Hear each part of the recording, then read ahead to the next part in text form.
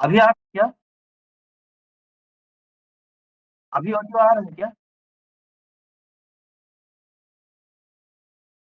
आप audio mute.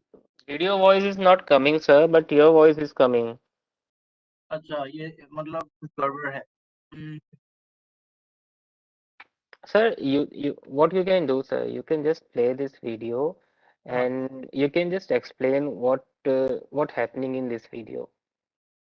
नहीं उससे समझ में नहीं आएगा। मैं एक काम करता हूँ, वीडियो छोड़ ही देता हूँ। वो Sir, मेरा अपना जो बोलना है मैं वही बताऊंगा, और प्रेजेंटेशन जब करना है वो प्रेजेंटेशन करेंगे। तो वीडियो, क्योंकि वीडियो दिखा नहीं पाऊंगा। वीडियो पिछले बार भी वो दिक्कत हुआ था। पिछले बार भी वो oh, जब वीडियो प्ले करने का कोशिश किया था वेबएक्स में, हो नहीं रहा था। यहाँ कुछ ऑडियो वीडियो कुछ एक ऑप्शन है, switch audio, unmute, video settings, पता नहीं, कनेक्ट वीडियो सिस्टम, पता नहीं, ये सब से रखने अभी करने से दिक्कत हो जाएगा। sir, एक मिनट, sir, प्रेजेंटेशन। आपने इसमें have you attached your earphone with your system? नहीं, ये मेरा कंप्यूटर में ये अच्छा, वेबकैम सही है। ना, मैं वो वेबकैम से ही चला रहा हूँ। क्या बोलते हैं, एक मिनट, प्रेजेंटेशन है वो खुलता है कि नहीं देखता हूँ। प्रेजेंटेशन तो पीडीएफ फाइल है वो। Sir, are you able to listen I mean, are you able to listen voice of your video which you are playing? हाँ, मेरा यहाँ पे लोकली प्ले हो रहा है और लोकली ऑडियो आ रहा है। नहीं sir, when you are sharing your video हाँ, in this WebEx, hmm. at your side are you able to listen? मतलब मेरा सिस्टम से उसका ऑडियो आ रहा है, मेरा कंप्यूटर लैपटॉप का जो स्पीकर। जब आप इसमें WebEx में इसको प्ले कर रहे हैं तब आ रहा है सर आपके पास ऑडियो? हाँ, ऑडियो आ रहा है। ओके। ऑडियो तो वहां नहीं जा रहा है, पता नहीं वहां पिछले बार भी वो दिक्कत हुआ था, पिछले बार भी कर नहीं पाया था। एक मिनट में वो प्रेजेंटेशन जो है वो खुल के देखता हूँ। Is it possible if you can send me your video, sir? Video ना, ये वीडियो फाइल, एक मिनट, ये कितना साइज का है, ये 24 MB का है। Sir, it can easily come from Gmail, sir. चलो अटैच करता हूँ मैं जीमेल पे, आपको ईमेल पे। You just try to send me, sir. हाँ, I एक will minute. try to, play हाँ, from my side.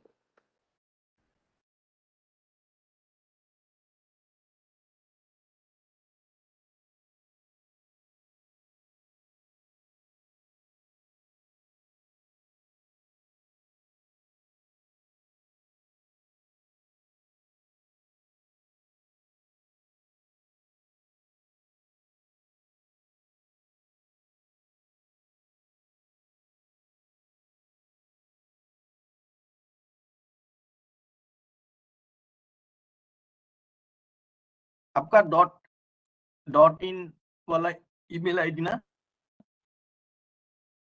Dot in, Yes, sir. Yes, sir. Yes, sir. इसमें 25 भी चला जाएगा। हाँ सर, आ जाएगा।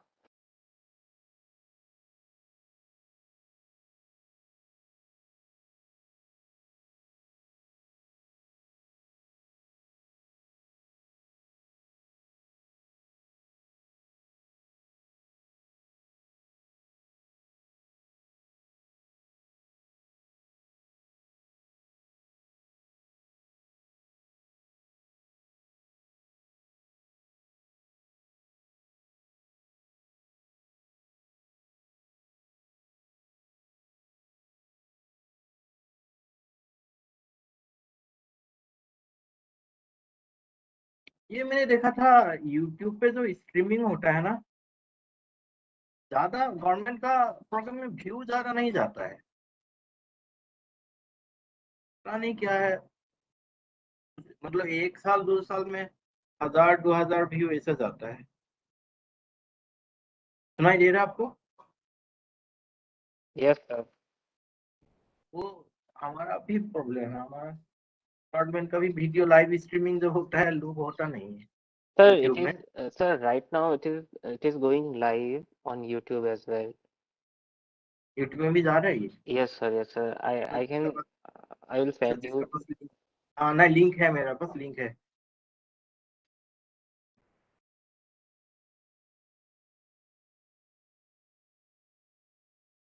यूट्यूब का लिंक मैंने copy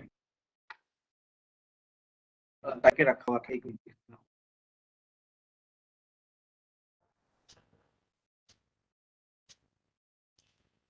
Yes, good morning. Can you hear me? Good morning. Good morning.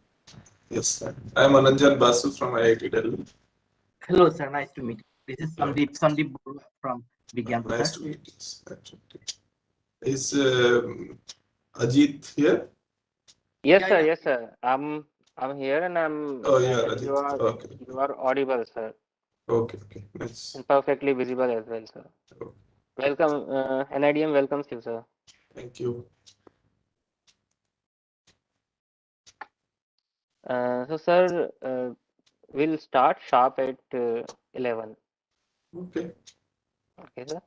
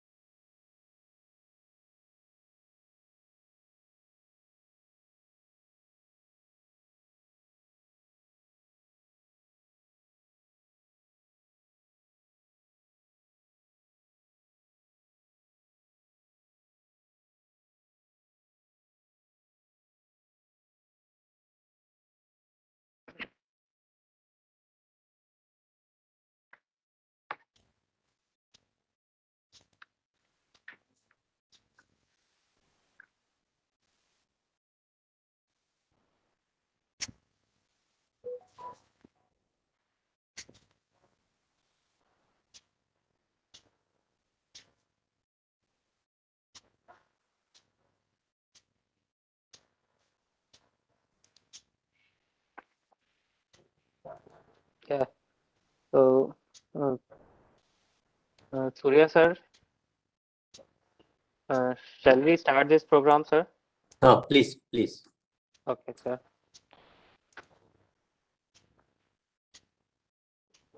So, very good morning to all the distinguished speakers, panelists, and our participants who have joined here virtually for the webinar on role of electronics and telecommunication in disaster management, which is being jointly organized by National Institute of Disaster Management, Ministry of Home Affairs, Government of India, and in Center for Applied Research,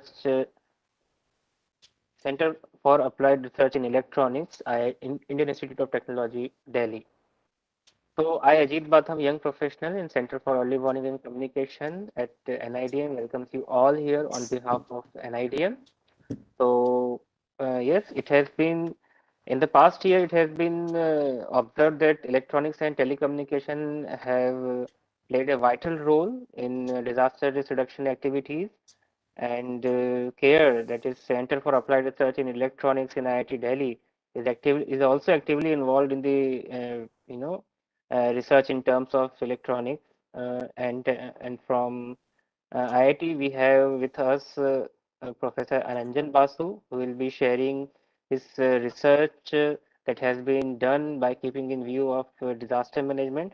But before that, for the inaugural session, I would like to call Dr. Surya Prakash, sir, who is the head of for his keynote address for this particular webinar. But before calling him, I would like to introduce him. So, Dr. Surya Prakash is the professor and head of Geometricological Risk Management Division at National Institute of Disaster Management, and apart from that, he is also the head of CBRN, Cyber Disaster Risk Reduction, and in Industrial Disaster Risk Reduction, and he is also a nodal officer for coordinating with the nine ministries that comes under the central government, and also he is the faculty in charge of fifth specialized center on early warning in communication, hill area development, coastal disaster risk reduction, and as I told that CBRN, industrial disaster risk reduction, and cyber disaster risk reduction. He is also a team leader of at World Center of Excellence on Landslide Disaster Reduction, and supervisor and in charge of flood monitoring cell and emergency operations center here at National Institute of Disaster Management. So now I would request Professor Surya Prakash to kindly come and deliver a keynote address to the participants of this particular webinar. Over to you, sir. Thank you, Ajit. Good morning to all the distinguished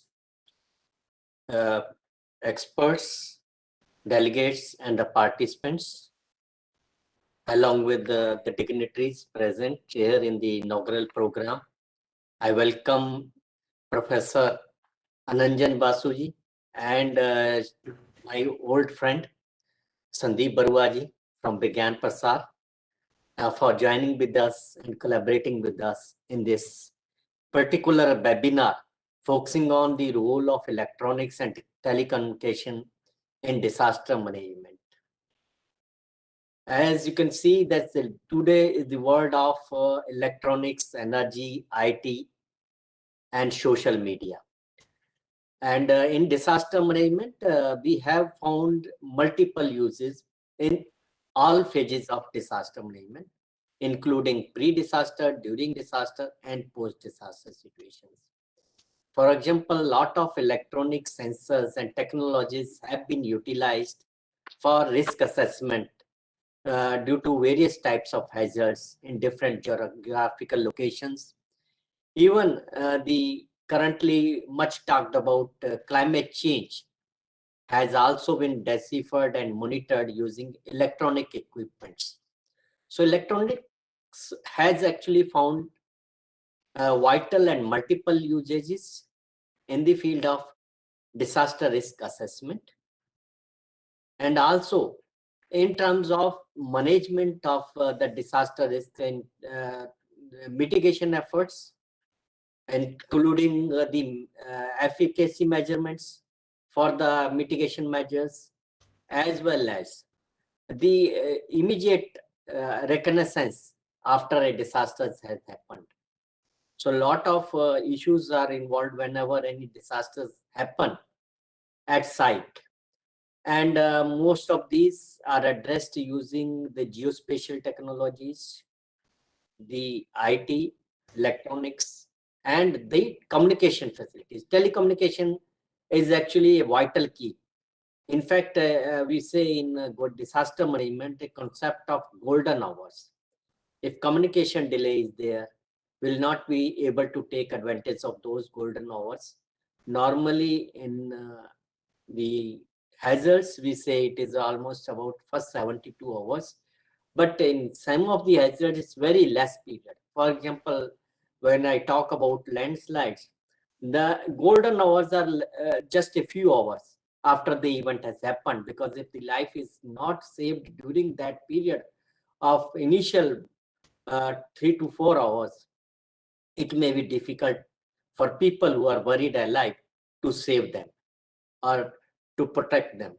So therefore, these communications are very important, and these communications, credibility, exact locations, and correct informations are also equally important.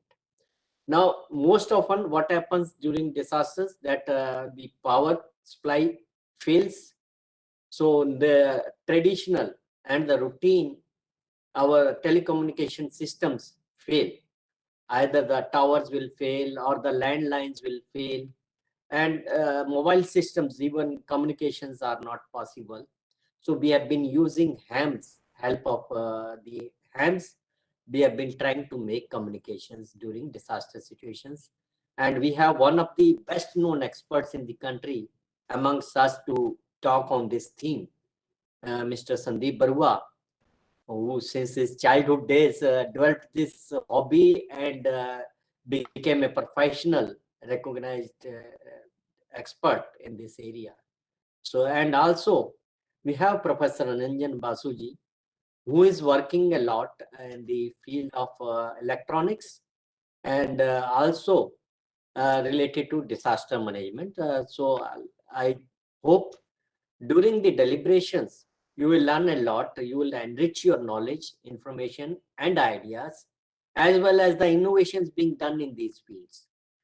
But I would urge participants to kindly do ask questions to our experts, so that you can acquire the requisite knowledge which is desired by you, rather than just the information or presentation being made by our experts, which they consider is important for all of us to know.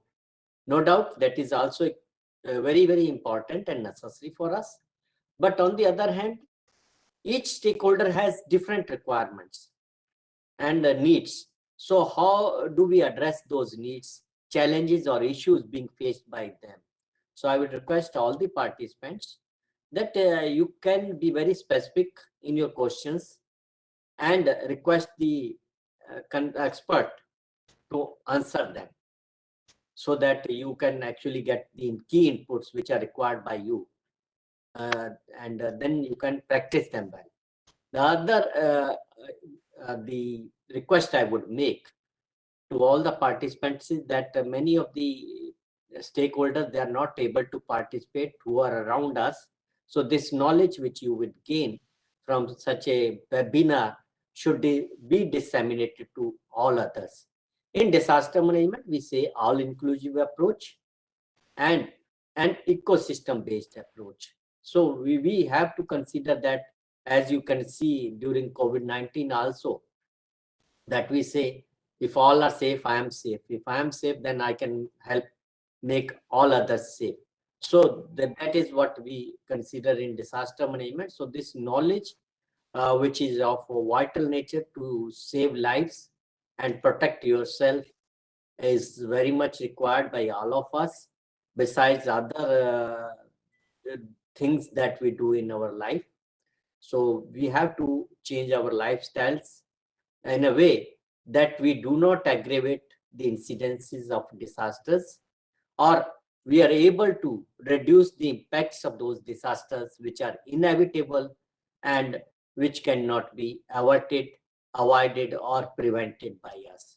There are many types of disasters which are there in the nature, some of which they are because of the natural processes, for example, earthquakes, and there are others which are actually having interventions from the human beings. We call them anthropogenically triggered or hybrid type of disasters where both nature and human beings play a role together. So let's work together as a team. As it is said, team means together each achieve more, and go for last mile connectivity to make everyone safe in our country with all-inclusive approach. And this process needs to be continued. As Vivekananda has said, stop not till the goal is achieved. And we have to sustain this process and follow our targets of the national policy on disaster management for zero casualty, disaster-free, and resilient nation. So a lot of other things are there, but since time is short, we would like to listen more from the experts who were present over here, and I wish them all the best. Last में कहूँगा, किसी शायर ने कहा है कि मंजिलें उन्हीं को मिलती हैं जो सफर इख्तियार करते हैं, ऐसे मुसाफिर का तो यारो रास्ते भी इंतजार करते हैं. So you have started your journey towards risk reduction and resilience. So be proactive, move from risks to the safety, and go ahead with your goal and destination for zero casualty and disaster-free resilient nation. Thank you very much. Ajit, back to you. Thank you, sir, for inviting the participants with your kind words. And now, thank you so much for joining with us, Professor Surya Prakash, sir. So now moving ahead, let us move to the technical session. So today we'll be having 3 technical sessions. So for the first technical session, we have with us Professor Ananjan Basu, and he will be taking a session on human detection using radar technology. And so before calling Professor Ananjan Basu, I would like to give a short intro about Professor Ananjan Basu. So Professor Ananjan Basu is a member of Institute of Electrical and Electronics Engineering, and he has received the Bachelor of Technology degree in Electrical Engineering and MTech degree in Communication and Radar Engineering from Indian Institute of Technology, Delhi, that is IIT Delhi. And he further he has awarded a PhD degree in electrical engineering from the University of California, Los Angeles, and he was with the Center for Applied Research in Electronics, that is CARE, IIT Delhi, since since 2005, since 2000. As assistant professor, then associate professor, and now he has been a professor since 2013 over there. So his research interest includes microwave and multimeter wave components, design and characterization, and he has more than 100 publications and worked on various projects. So Professor Ananjan Basu, thank you so much for being with us. Now I would request you to kindly continue with your presentation, sir. Thank you very much, Ajit, and thank you, Professor Surya Prakash and other panelists. I'm very happy to. Yes, sir. Sir, I'm giving you the sharing rights. Now you can share your presentation from there, sir. Okay, yeah, that's all. Thanks. So I will just share some things which we have experienced in this area. Let me just open the.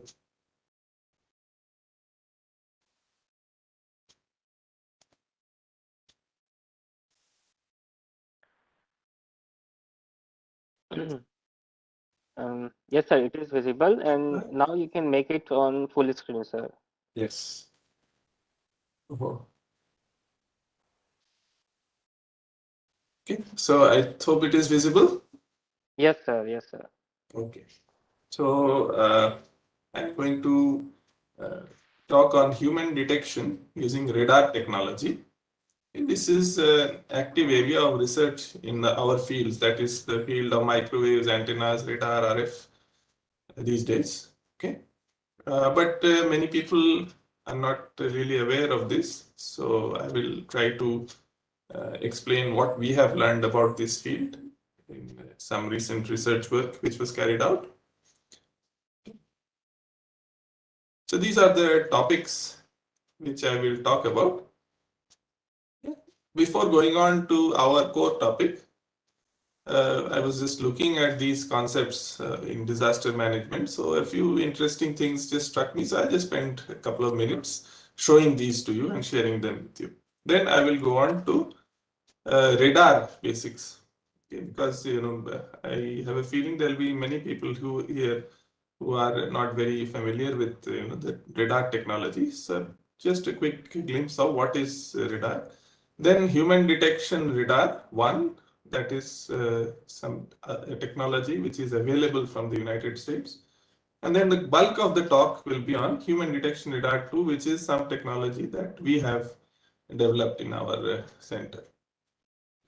And yes, so at any time anybody wishes to ask me any question or something is not clear, please feel free to interrupt me. Absolutely no problem.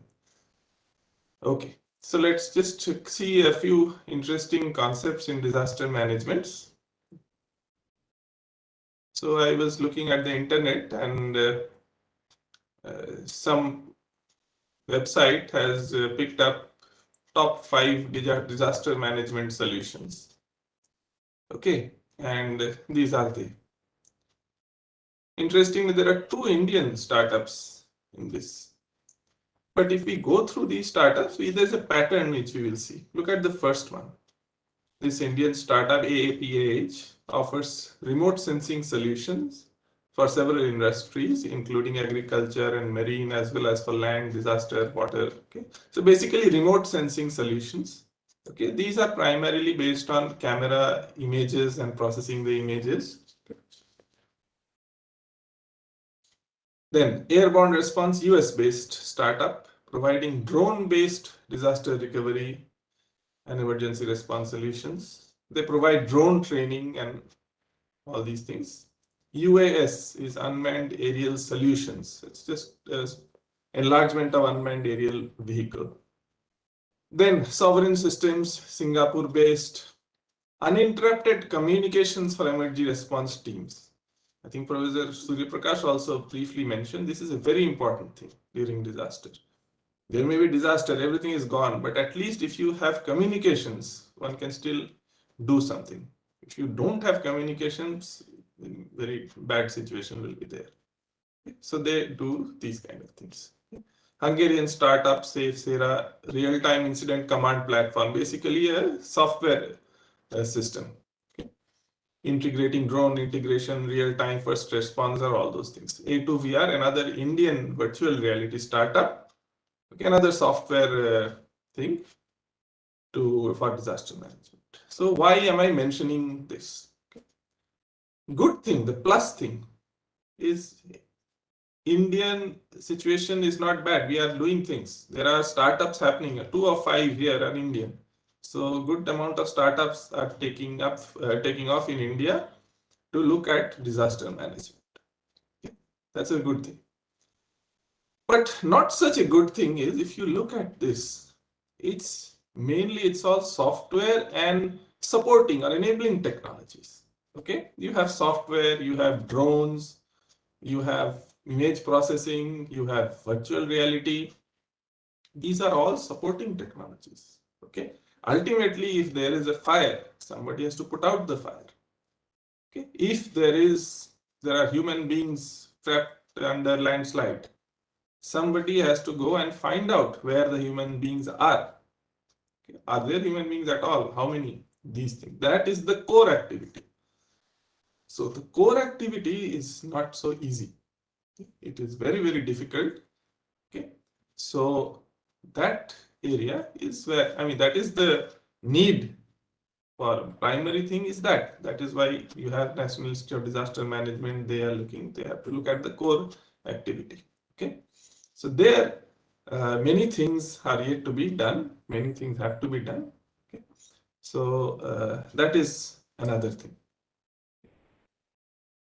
Then just another ham, of course, you will hear about this topic in depth. It's a very important thing. Okay, ham radio. Okay, I just picked up a Google search. The first thing I picked up. This is not by no means are these people the only one working with ham. It's all over the country. There are many excellent people.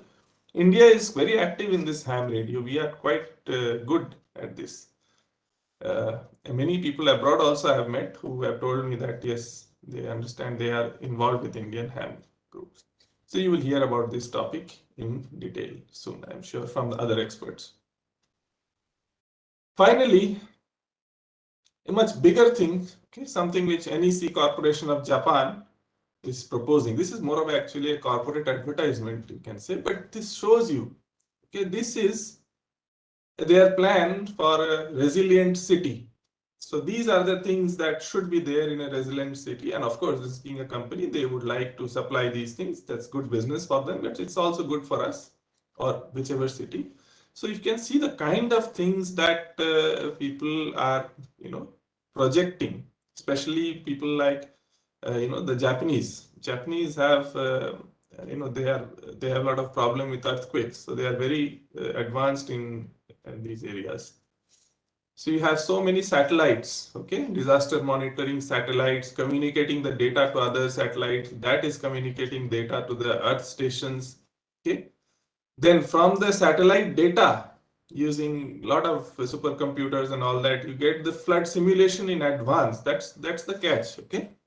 Some things satellite data will tell you, and from that, one can predict a few minutes maybe in advance or a few hours in advance that we are likely to have a flood here, okay, or we may have a landslide here.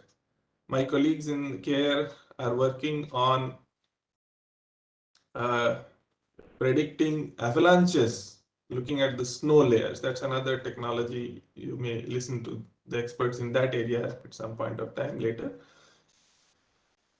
So then this has to be, all this information has to be passed on. So there will be disaster information gathering systems rather, then there will be integrated information management system. Which information is accurate, which information has what value, who should get that information, and finally it will be passed on to the actual people who will take action. All these things should be there, okay? Especially for cities, urban areas with high population densities. So these are the directions in which people are thinking. Right, so that is just a few things. Those are just some things which struck me. So I thought you will also find these things interesting. Okay, so now let me go on to the next topic, which is just a brief description of radar. Many of you know about all this, so please excuse me, this is all boring for you, but there may be several people who are not so familiar with electronic technology. So let me just don't know. Gigi, can I get these things? Can they go? Yes, yes. Good. So radar, as you know, stands for radio detection and ranging. Okay, so it's basically just like a torch or a flashlight, but not optical signals, but electromagnetic signals. Okay, so you shine the flashlight on an object, the light which comes back tells you that there is something there. Similarly, you send a radio signal, okay, microwave signal, hits the object, we call that the target, it comes back, and from examining what has come back, you can say some things about the target. Okay, so almost always radars send out their signal in pulses, okay, as opposed to our normal torchlight or flashlight where the signal is just, you keep it on, you don't send pulses, right? But radar usually uses pulses, and there is a reason for that. You see, the word stands for radio detection and ranging. So you would like to have information about how far away is the target. Okay. Now, if you have a continuous signal, okay, by the way, in case somebody is wondering, what are these peculiar ups and down curves here? Okay, that is the graphical representation of an electromagnetic wave. Let us say the electric field, a microwave signal, light signal, RF signal, whatever. These are all electromagnetic waves. So they have electric field and magnetic field. So this is a graphical representation of the electric field. Okay, at any point, if you hypothetically examine the electric field, it will be going up, down. Okay, so plus, minus, up, down, and this will be happening at nanosecond, sub-nanosecond rates. Okay, 10 gigahertz. So that is 10 to the power 10 times a second. It will reverse direction.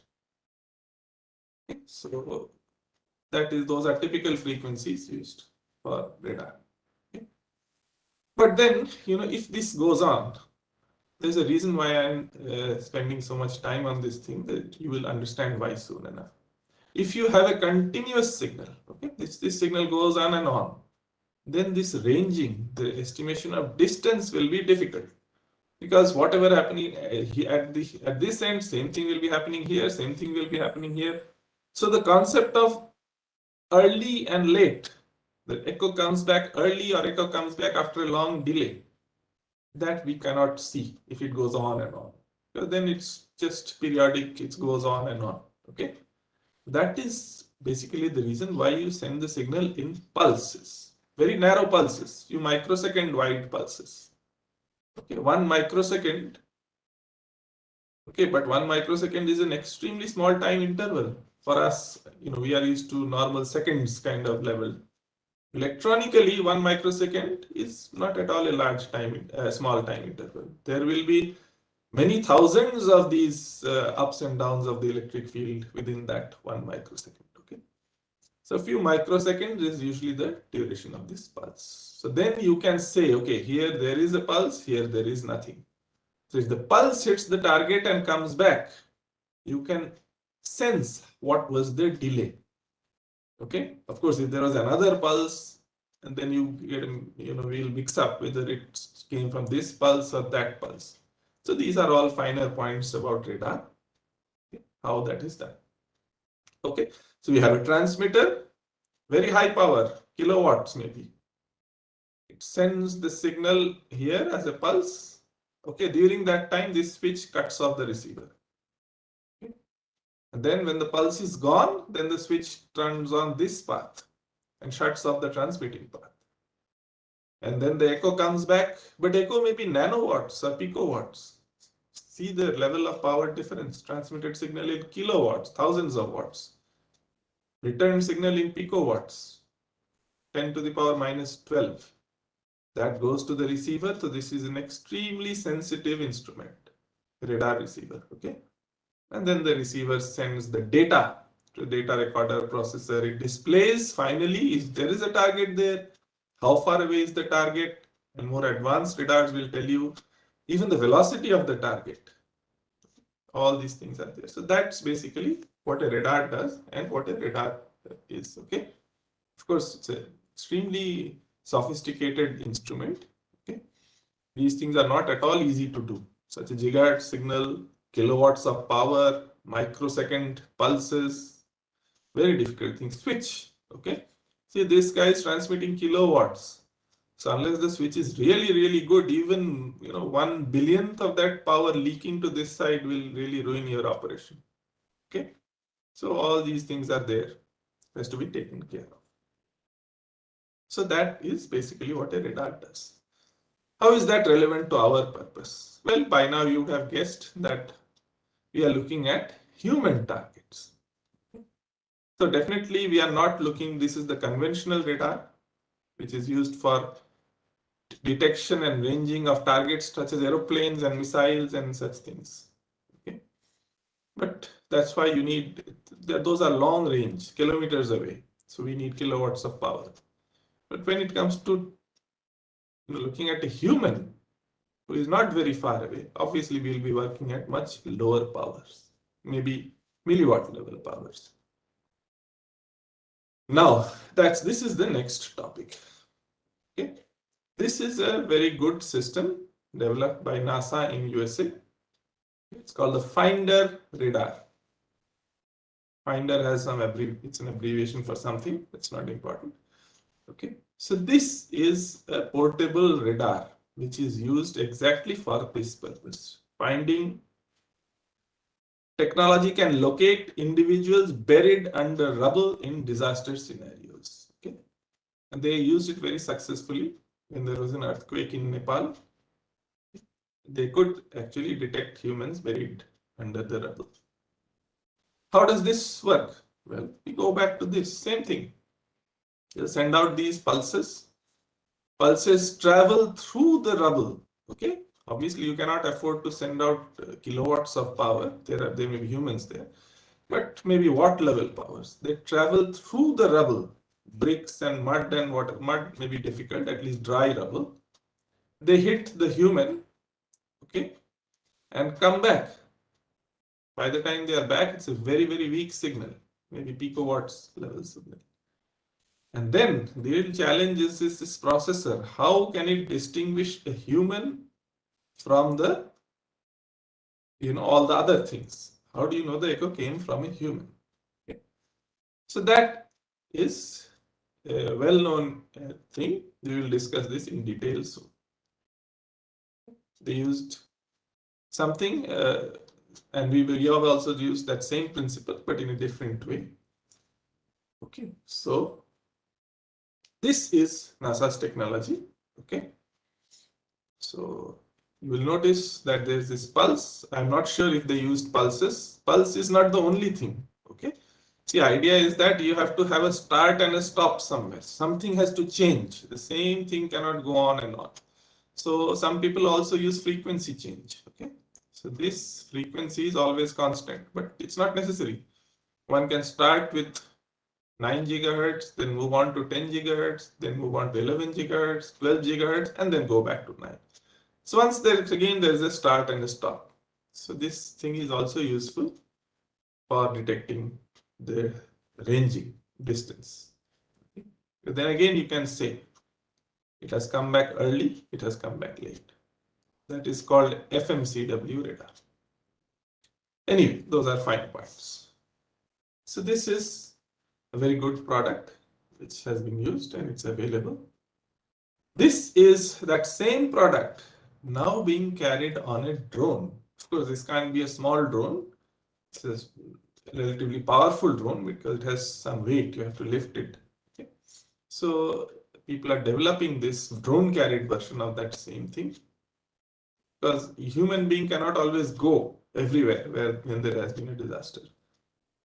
So they are trying to develop it miniaturized version. Maybe they have already developed it. Other models are meant to fit on a truck or a motorcycle. Bigger the one, the more power they can send out, more sensitive, so they can detect humans trapped under deeper rubble. So that is one product. Next, I will move on to what we have been doing. So first, let's ask the question. Some mathematics here. Okay. So for those who are not, in this area, you can ignore this. I will just explain it to those who are interested in these, in the details. Okay. The concept is this. Suppose you have this signal, which is hitting the human being. You send this signal out, a nice clean cos of omega t signal. When it comes back, okay, after an echo from the signal, there's a change. There's a delay because it went somewhere and came back. The distance d it has traveled. But there's also another thing. Okay, x, the function. What is this x? X is your chest movement. The human being's chest has a movement. There are two movements. The main is the XRT, which is the respiration. Your chest moves because you are breathing. And there is a much smaller but more rapid movement called the heartbeat. Okay, together this is your chest movement x, which is not a constant. This distance d is a constant, but this is not a constant. Okay, it goes up, down, up, down, up, down, up, down. Respiration plus heartbeat. This is the echo which has come back. Okay, And if you multiply these two signals together, basic trigonometry tells us that product of cos and cos will give you sum and difference. Sum is a very, very high frequency signal, twice the frequency, 20 gigahertz if this was 10 gigahertz. So that can be removed by a filter. The difference is this, which is a very slow function of time. Okay. And when this is small, of course this is small, few millimeters, okay, 1 or 2 millimeters, then it is approximately this. This echo will be some constant plus this thing. So what you basically need is to multiply the transmitted and received signals, remove the high frequency part with what is called a low pass filter. It's a very simple component, and then examine this. Okay, this what is the output from your signal will contain the chest movement of the human. That's how you identify human beings from rubble or a wall. Human being may be on one side of the wall, your radar may be on the other. That's how these things are always tested. Okay, this is the mathematics of it. So heartbeat is, as one can guess, between 0.8 to 2 hertz. Okay, so 1 to 2 times a second it moves. And chest movement is 1 millimeter due to heartbeat. Respiration is a slower signal, okay, below 1 hertz typically. Chest movement is bigger. The respiration signal is much stronger because the area of your chest is much larger than just the heart. Okay. The periodic movement in chest is used to extract human vital signs. This concept that the output is proportional to the target motion. This is, in one sense, this is called the Doppler shift or the Doppler effect. So this is the idea. NASA's system also uses this idea. Of course, theirs is a big and very much more sensitive version. Our focus was on developing a very small and simple system. Okay. Now you may think, how is this going to help us in disaster management? What do we plan to do? Why are we trying to make a very small and simple system? What is wrong with the existing system which NASA has already developed? Okay. So that we will see that at the end of the presentation. So for some time now, let me show you what results we have obtained from our work. Okay. This is basically the work of one of our recent PhD students, Dr. Harikesh, and he developed these systems. Okay. So this is what, see, this is simple system which we had. That's all there was to this system. Okay, you have an RF signal generator. Sometimes we use 10 gigahertz, sometimes 2.4 gigahertz, which is an ISM band free frequency. The signal is split into two arms. Okay, one side is transmitted. Signal power is a few milliwatts. It is transmitted. Then the echo comes back to the received antenna. And the other part of the signal along with the echo are multiplied. So there's an electronic component called a mixer which multiplies the two. And then I told you the low pass filter which removes the double frequency, the very, very high frequency. Okay. Then it sends to an analog to digital converter, and there is a computer which processes this signal. Okay, so this is all that there is. Okay, the real strength is this processing. Okay, because there will be lots of noise here, all kinds of electrical noise, ambient noise, all kinds of junk will be coming. You have to extract the useful information, this chest movement system, from all that junk. That's very advanced signal processing, which fortunately for us, the signal processing experts have developed these kind of algorithms. The specific, this is the actual system in operation. So this is our system. Then we have a wall, okay, and other side there's the human subject. So this is actual experiment. The system itself is, that's all. This is the little thing. Okay, this is a standard commercial source. We are using a commercial source and a single chip IC can also be purchased because we just need a single fixed frequency. Okay. There is the mixer. There are the two antennas, receiver and transmitter. And then this is the analog to digital converter and a computer to process. Okay. The important thing is that this entire thing, except the signal processing, can be made a tiny, just a small few centimeter by centimeter sized components. Okay. And these are all very cheap, off-the-shelf components, routinely available. It can be made extremely small and light. I emphasize that part because that will be seen at the end. What is the we have not done because we have just done experiments on this, not a production model. Okay, you see there is the person standing on the other side of the wall and our system is on this side of the wall. Well, what do we get? This is the algorithm, Hilbert vibrational decomposition algorithm. So using that's a highly mathematical thing, but using this, we get these kind of signals. These are real life signals. Okay, this red thing is what we get when there is no human subject present, and the black one is what we get when there is a human subject present. Okay. You see the time scale is seconds level. Okay. Now, if we do this processing and change the x-axis, the horizontal axis, to frequency instead of time, we see a spike at this 0.14 hertz. Okay, so that is the respiration rate. And you see this without that algorithm. Okay, it is very difficult. This is a very noisy signal. But with that algorithm, the signal gets cleaned up and we are clearly able to see this. So if there is nobody, this is what you get. If there is somebody, or rather this black one is what you get. If there is nobody, this red one is what you get. If there is somebody, sorry, no, forget it. This is what you get if there is somebody, and this there is basically only junk noise. Okay, if there is nobody. So you can see if there is a human being or not.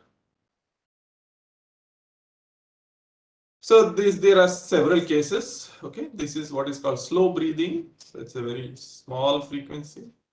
Then the person breathed at his normal rate. So that is a more realistic respiration frequency. And then he's breathing very fast. That's a higher respiration. So you maybe just come from running or something, then you get this. Now that's only one person. What if there are more than one person? What do we do then? So actually, our experiments show that up to 3 persons in a single location can be detected with reasonable reliability. Okay. So if there are 3 persons, what does it look like? This is what it looks like. Look at this last signal. Okay. You get peaks, multiple peaks. 0.14, 0.2, 0.4. Okay. Because you see, if you observe the signal over around 50 seconds, okay, now people will not have the very same respiration rate. Okay, examining it over 50 seconds, you can very accurately say that it's 0.14 and not 0.13. So using that technique, one can identify actually that there are more than one, up to 3. We have seen that we can reliably identify at the same location. Okay. But you see, if you look at the signal just like that, without doing all this processing, okay, then it is very difficult to really predict, is this 1 person or 3 persons or 2 persons? Okay. So that is the strength of signal processing. So we have been able to identify single person, 2, 3 persons, not more. After that, it becomes too complicated. Then, can we estimate how far away the people are?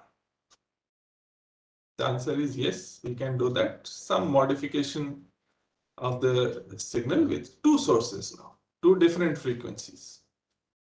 Okay. And again, I will not, from this point, I will not go into too many details. Okay. But it was seen that we could do with two different frequencies and two different similar systems. Okay. One can actually find out the range. Okay. How far away the person is. Can we do angle? Which angle is the person? This angle or this angle? Answer is yes. That also could be done using a 4-channel system. Okay. Mind you, these data acquisition systems very cheaply. This instrument you can buy them very reasonably priced. 4 channels. Okay, analog to digital connect. We had to have 4 antennas. Okay, and 1 transmitter. 4 receivers, 1 transmitter.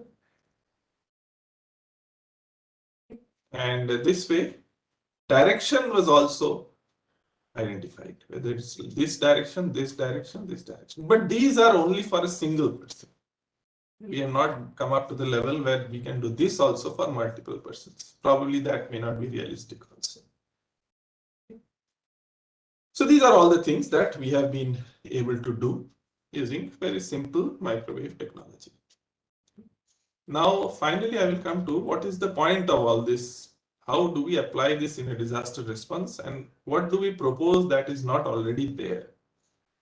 This is what our plan is. This has a history actually. Many years ago, we were trying to start off a research project in collaboration with some German universities who have some very advanced technologies relating to mobile communications. So our plan was that these kind of systems can be made so small, just maybe a few centimeters by few centimeters size, that a drone can carry, let's say 10, 15 of them, okay, go into a building which has collapsed. Okay. So here is the thing. How will the drone fly into the building which has collapsed? Why will it not collide with all the things? So that is where this technology is also very interesting, but I am not the expert in that. So our German friends had developed very advanced techniques to enable a drone to fly either with the remote control or just by itself into these buildings. Okay, as long as it is possible, it will avoid all the broken pieces and try to find corridors and all that, and just dump these sensors wherever it can. And these sensors will pick up the signal. They may not do all the processing. They will simply send the signal by some means, okay, to a computer offline to do the processing. Now, another interesting thing is that in an emergency, how do you know? We are assuming that everybody who is in the building has a mobile phone, which is reasonably true these days. Okay, anybody who is inside these high-rise buildings typically will have a mobile phone. But what guarantee do we have that mobile phone will be transmitting? So as long as the mobile phone is on, okay, there is some, again, this technology exists that in an emergency, it is possible for a local system. Okay, there you can develop a local system which will override the regular mobile operators network and take control of the mobile communication in a small region. And then it will sort of send signals to the phones which will make them transmit something. So that again is possible. Our German friends had demonstrated these technologies. Of course, there are some legal issues whether it will be allowed or not, but in an emergency, definitely these will be allowed. Okay. So this is what we have done and what we have thought of doing at one point of time, but the project never materialized. Maybe one day somebody will take it up. And I thought that it will be interesting for you to see these technologies and this aspect, okay, which are not really so commonly encountered in disaster response institutions or people who deal in this area. Actually, these technologies are more widely investigated in police and security people. where there may be a hostage situation. There may be people on one side of the wall and you have to look at them from another side of the wall. Okay. Or people may just be trapped inside a room. Then also these, but in that kind of policing situation with hostages and all this, that is actually more of interest to people who develop such systems. But we were thinking of using it in this kind of application. Okay. So that's all I had to share with you. I hope you found something interesting in the talk. Okay. And if you have any questions, please ask me. Thank you. Thank you so much, sir, for such a informative session. And participants are requested, if there any query, you may directly ask to the speakers. Or later on, if there any query, you can directly, write at the chat box or in a question answer box. We'll take your query to the speaker later. And if there any query, you can right now, you can ask. So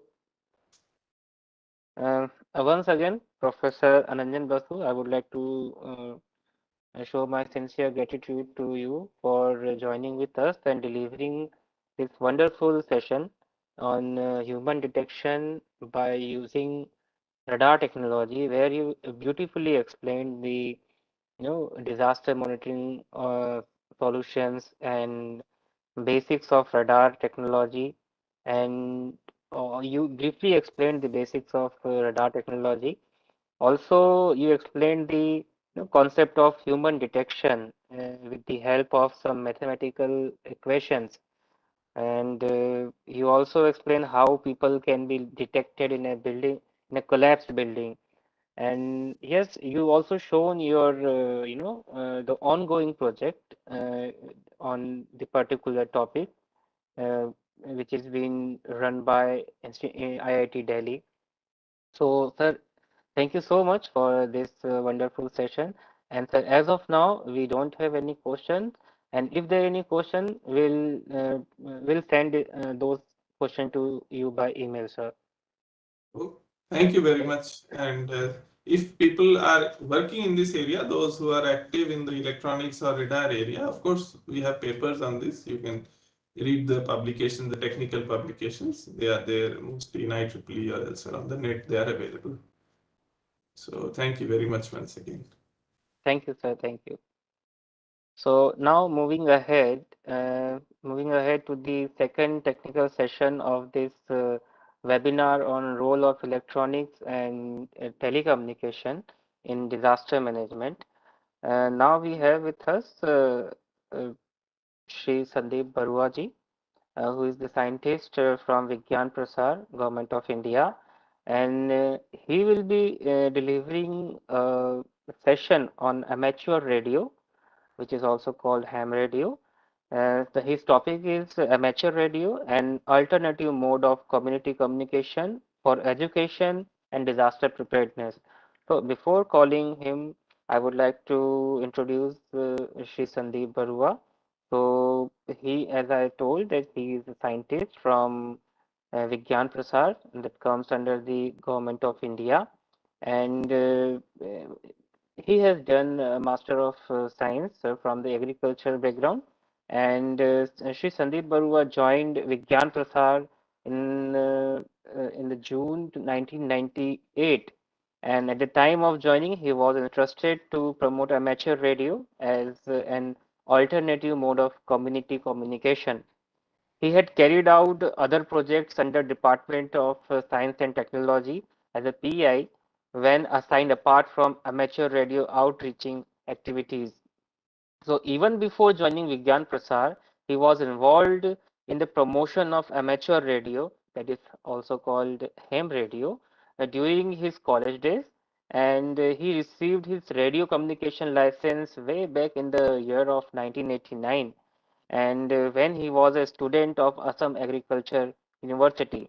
So he came out with a guidebook on amateur radio in 90s, and which was widely used during those early days of amateur radio in India by the novice. Amateur radio outreaching activities carried out by him throughout the country are covered by various national media from time to time. And Vigyan Prasar also published a guidebook on amateur radio written by Shri Sandeep Baruaji in the year 2000, which is widely used by radio and electronics clubs across the country.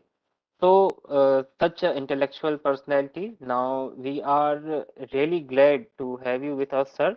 So now I would request you to kindly take over this virtual stage and uh, you can continue with your presentation. Over to you, sir. Okay, thank you, Ajit. And I would like to thank IPS Hassan Sab, then Professor Shrijo Kumar Sab for inviting me for this deliberation to your esteemed institute, National Institute of Disaster Management. In fact, NIDM is very proactive in promoting amateur radio for a long time. In fact, Dr. Shrijo Prakash sir, he was particularly interested in disseminating this mode of technology to reaching to the people.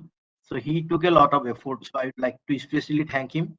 And he, in fact, got his own license. So as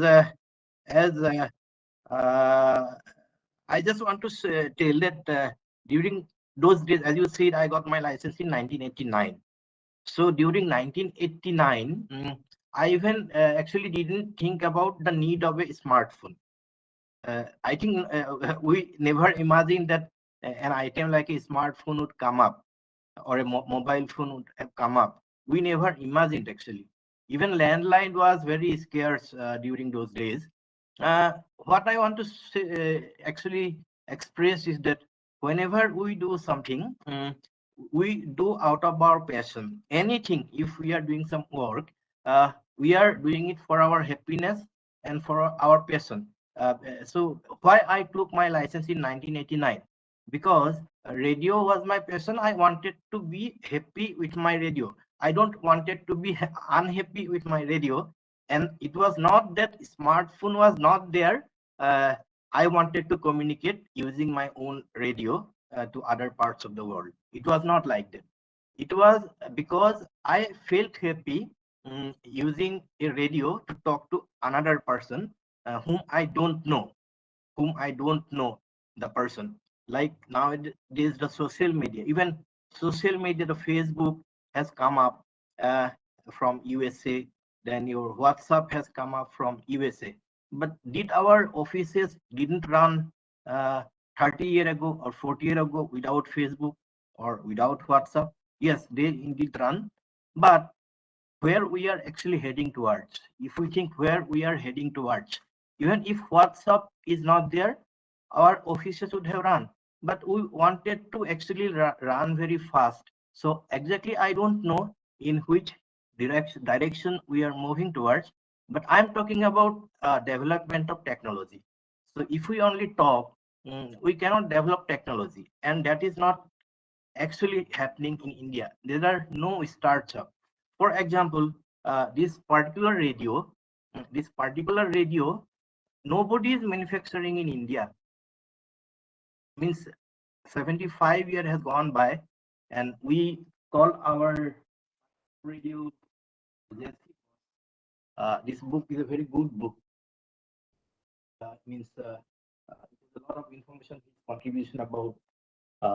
It is published by Boss Institute. So his contribution was tremendous. But these radios have never been made in India. All these radios, these are never been made in India. So having said that, I would like to tell that it is out of my passion I got introduced to this hobby, scientific hobby. It's a hobby actually. It's a hobby, just like people wanted to get connected to unknown people through social media, because we are social animals. So we are a social animal. Of course, all the animals are social. We are, of course, more social, and through technology, we wanted to get in touch with each other. Now, during our days, we only have the postal mail, and common people didn't have any means to communicate to the outside world from a small city or from a village or a town. They didn't have any means of communication. So in some advanced countries like United States of America, Japan, Russia, there were some people, experimenters, radio communication experimenters, who started actually making radio communication devices. So whenever you can radios, no? So whenever I saw radios, the very immediate question nowadays I feel is a person when he or she sees these radios, the first question they ask me is, what is the price of this radio, Sandeepji? Then it is a very awkward situation because we are living in a consumerist society. So what is the need of this radio? Actually, there is no need of this radio at all. Without this radio, I can live very happily, very peacefully. But because at the same time, I'm also feeling happy with this radio. And of course, it is not taking me to the office on a motorcycle. It is not taking me to an office on a motorcycle. The motorcycle is an utility item. So a motorcycle may be costing you 40,000 rupees, and this radio may also be costing you 40,000 rupees. So it is your passion which will drive you to get into it. That is what I want to say. We need a motorcycle because we have to go to the office, and we need a car maybe to go to the office. So all these needs actually are coming from the pursuit of happiness. For example, there is the American Times magazine. Whatever we do, whatever work we do, we do it for, of course, for our livelihood, because livelihood is important, and without money we can do nothing for our happiness. So at the same time, we do all the things for our happiness, and there is no use of actually doing things if you are not happy doing it. So my intention of saying is that this hobby, this activity, only if you feel happy, then you should do it. It is very useful, it is very engrossing, it is very learning. Means you can get a whole lot of exposure if you become a ham radio operator. And I have already shared the link in which NIDM website, the link is there, the PDF file is there. Ojitji, I sent that file to you. So you do please share that link in which the study material is all, total study material is there for this licensing exam. Now, Definitely, sir. Pardon? Yes, sir. Definitely will send. So that will actually solve the whole problem. Like we conducted the training program of 6 days in NIDM, and all those people got the licenses. So it was because it was a residential program, and they came and they appeared for the exam. And this particular amateur radio, as I said, it is a community two-way communication. So when there is a community two-way communication, government would always like to regulate it, because radio communication devices are not like our mobile phones. These mobile phones or smartphones, these are being actually maintained by professional service providers or by the governmental agencies. And there are means to monitor these mobile phones. If some antisocial activity is going on, these phones or any other internet or email can be kept on surveillance by the governmental people. At the same time, these can also be monitored. And what is interesting is that our mode of communication is not encrypted. These mode of communications are encrypted.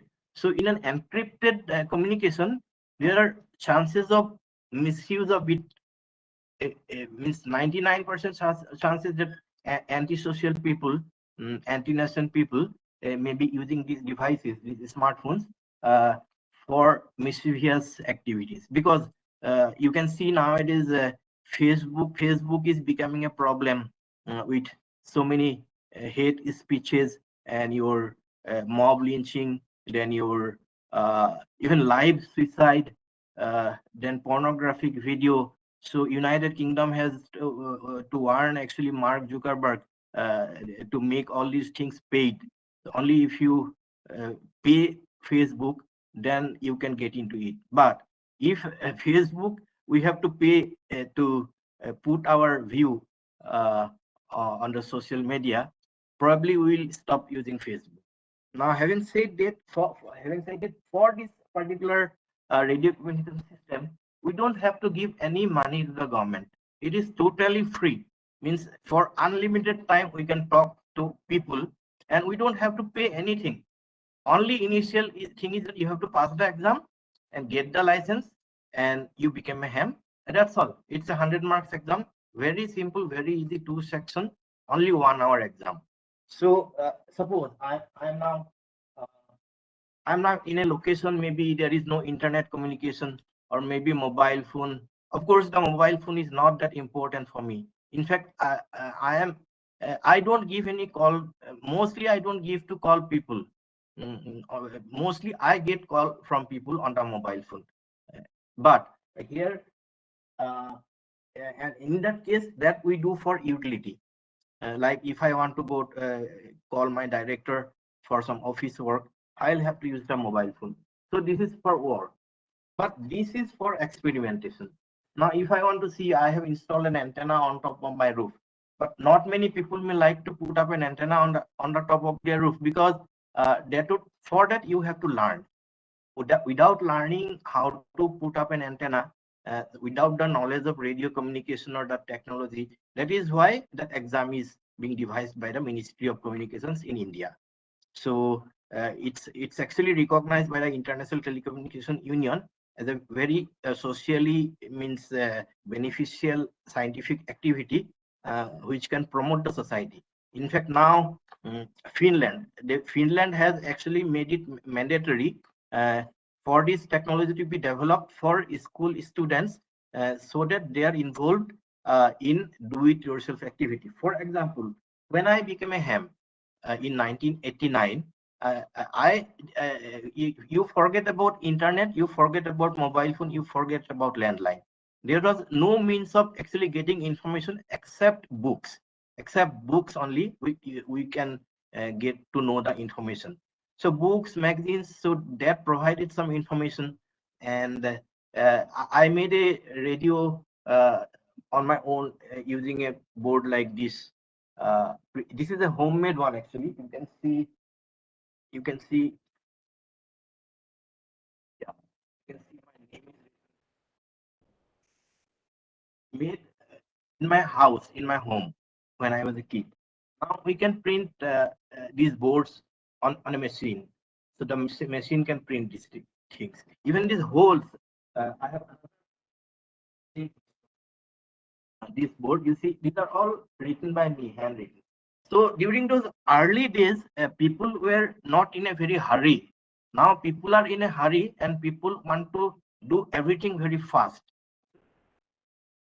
Maybe 3 years to build, but I was happy when the job got finished. I was happy, and after, it is the oldest social media that using a homemade equipment, I could communicate to Delhi, I could communicate to Kolkata, even I communicated to Hawaii Island.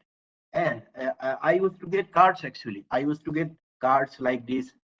This is a card sent from one amateur radio operator from Brazil. So they used to print the card as a proof of the radio contact, because who knows, that may be the only one-time contact with the person. So I'm keeping this card as a proof of my communication, with date and everything written here with me.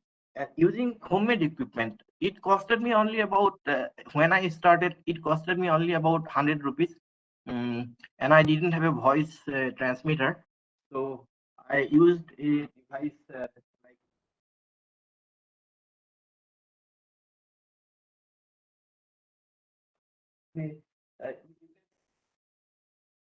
Times Magazine.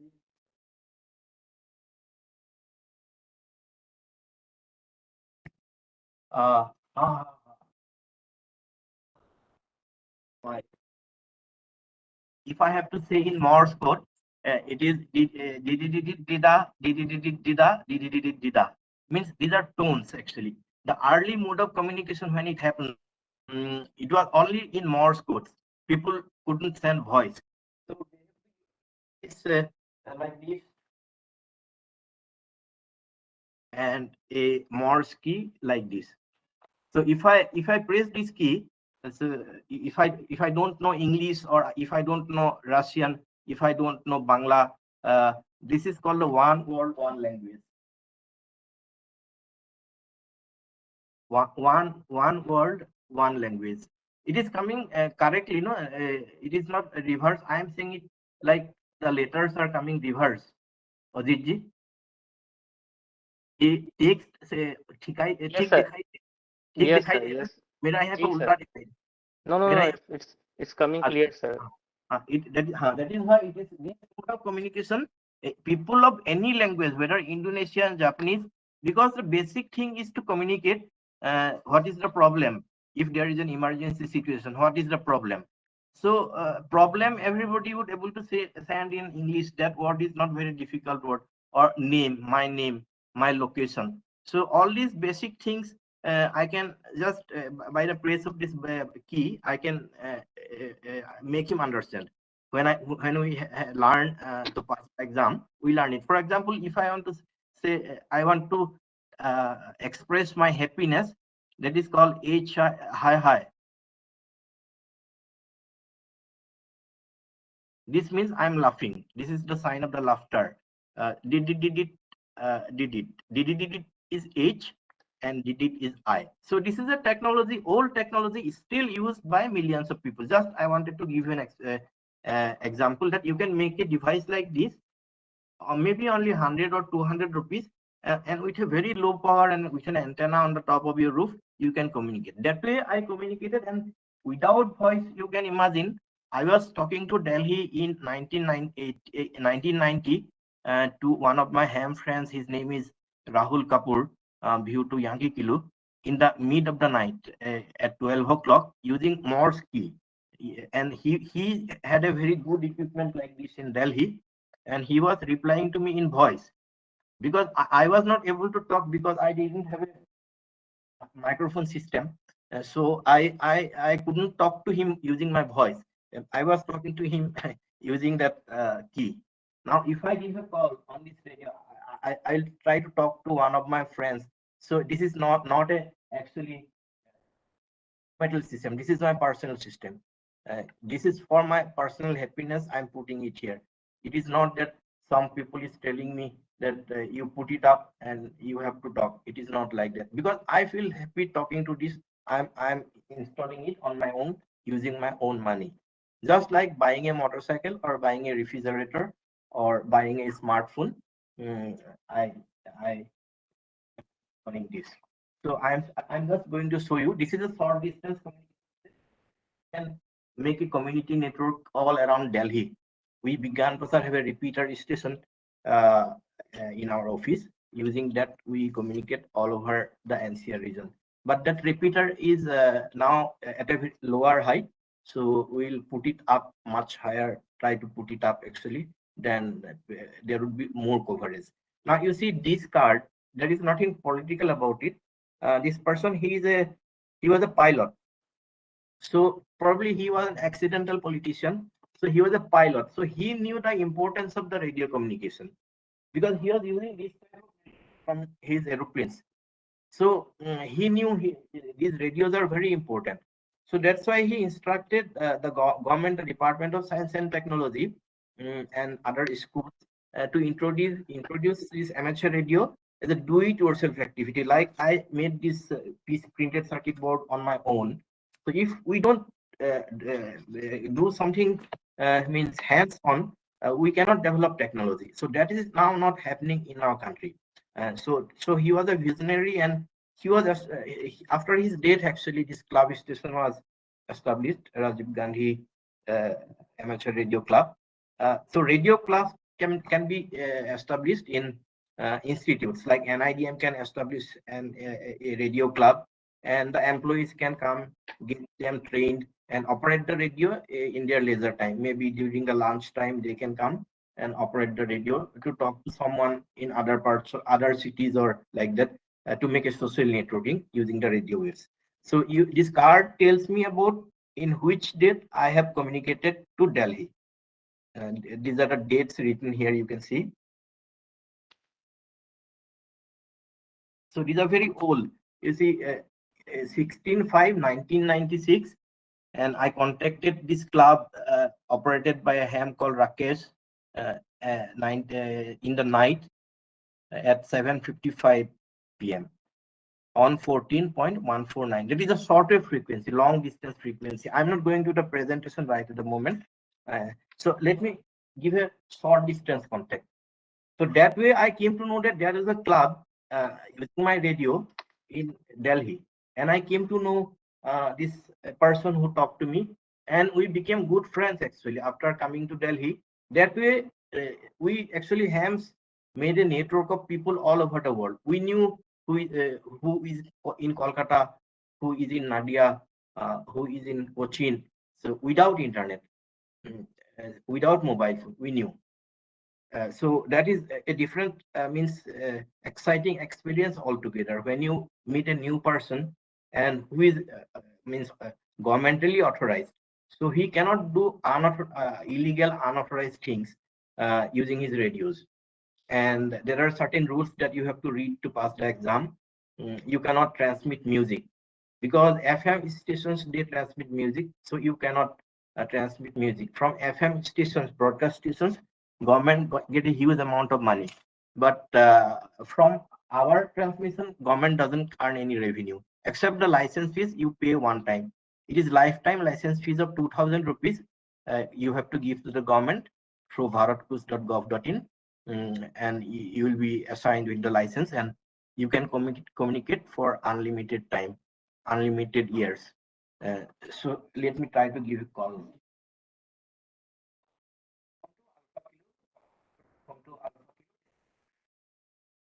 Copy.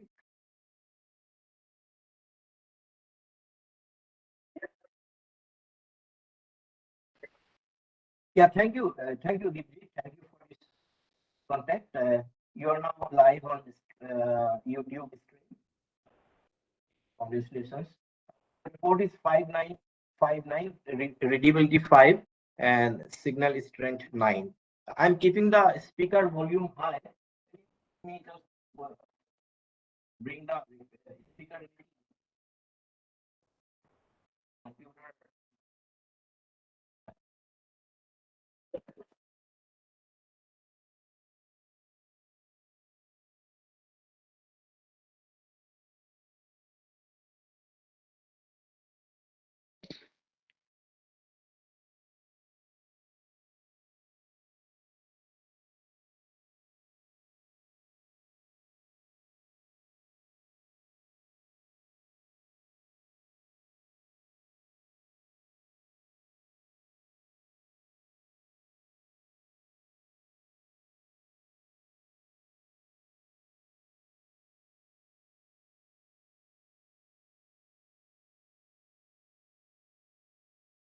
Okay, VO2 Alpha Kilo, VO2 Mike Uniform Echo. Now I am keeping the speaker close to my computer, Deepji. Once again, good afternoon, and thank you for coming to the frequency to give this demo, voice demo. I'll give other demo also. So please tell about your radio club and introduce yourself, give your name and location. Victor Uniform to Alpha Kilo, this is Victor Uniform to Mike Uniform Echo.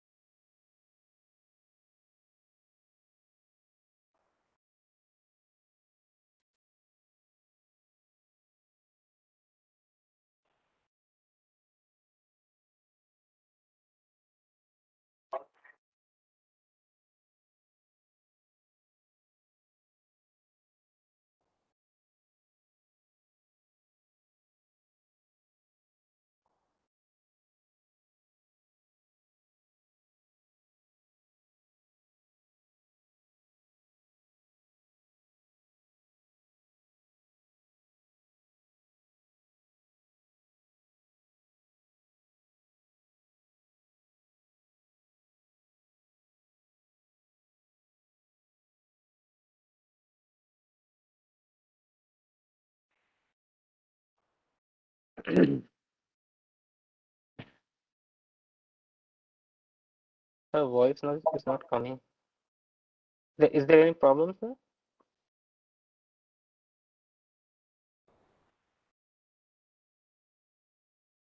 Is it okay now, voice?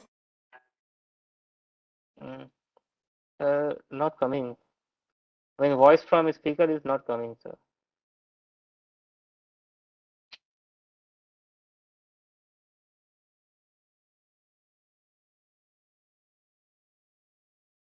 Is it audible now?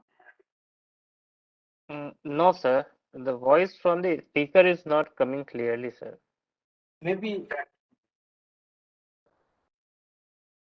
It is coming partially, sir.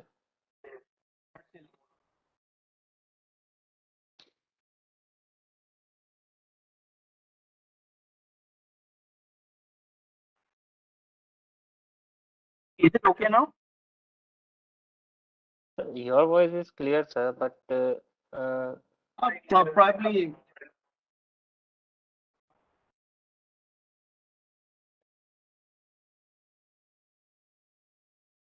Yeah, QSL. Thank you, Pradeep ji. Please speak your name again and let me. He's saying the voice is not going clear. Please speak your name slowly again and tell him your name again and let me know whether he is getting you. Over.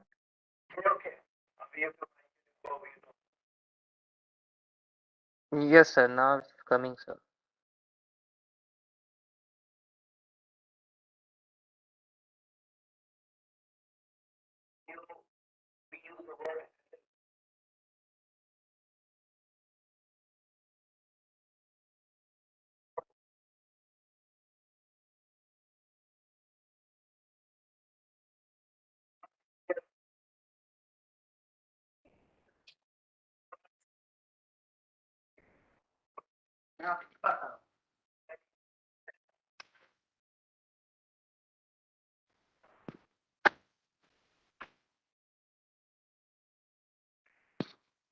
Yeah, thank you. Let me ask whether he could copy your name.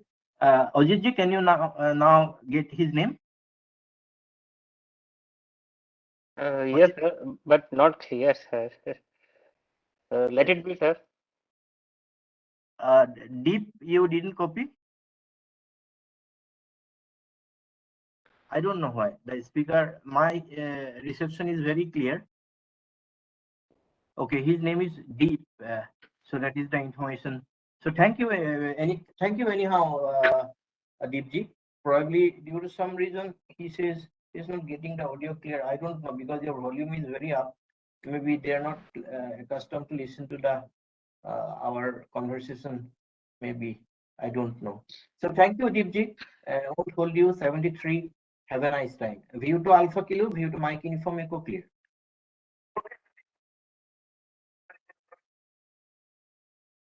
Yeah, bye. Thank you, 73. Have a good day. Yeah, maybe the audio sound was too loud or too low. I don't know. But here it is very clear on my using my ear. I can hear him very clearly. So that's how using this type of radio we can use, communicate using voice. Now, what I want to show you is a small radio like this.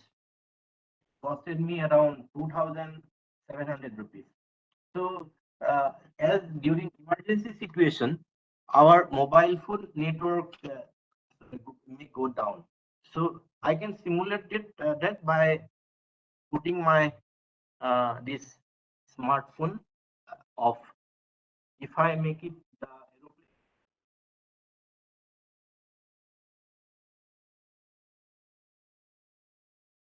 the Wi-Fi will go away. Yeah, now aeroplane mode.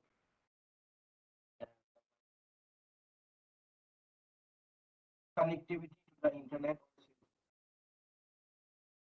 Am I clear to all? Pardon, sir, but whenever you you take any object close to the camera, your voice suddenly breaks, sir. Okay. Okay, now you can show you can speak, sir. Okay. You can see Yeah, sir. that. Take it little back, sir. Yes, sir. Now you can. Okay. Yes, So sir. Now it is perfect, sir. yeah. So I have enabled the data mode, the aeroplane mode enabled. So this phone is phone network. Suppose there is an emergency there is no cell phone. I can hook this smartphone to my radio using an ordinary cable, audio cable like this. So this radio has a jack. One is a speaker jack, one is a microphone jack. So I can just hook it and using this aux cable, because when I talk on the radio, the microphone is there, and listen to it, the speaker is there. And for that speaker, there is an output here. For the microphone, I can use an external microphone for better clarity. Now I can connect this walkie-talkie to this smartphone, and this smartphone is now not connected to any cell phone network, as I have already disabled the cell phone network. I have disabled the cell phone network. I'm not connected to the cell phone, but this smartphone is connected to the walkie-talkie. Now what I can do, I can send a message to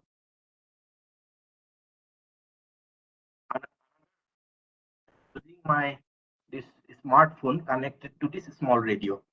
So let me switch it on. Now you can see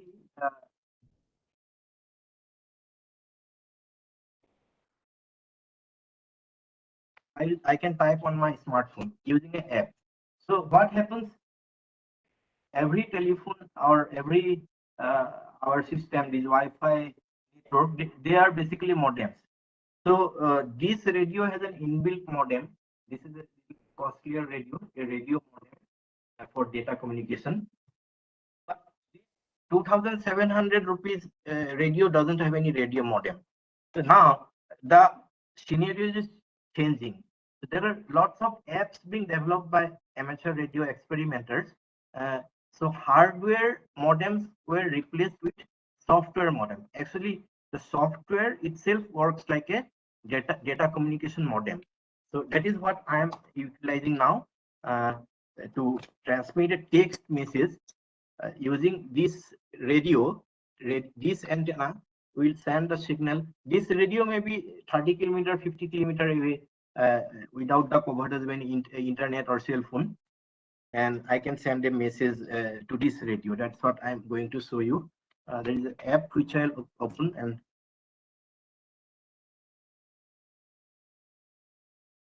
so you can see the Delhi map here.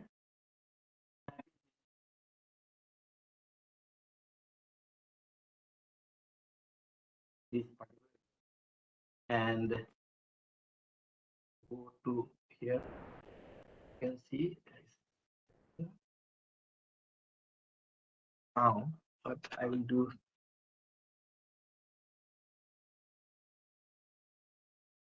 If I press a button here,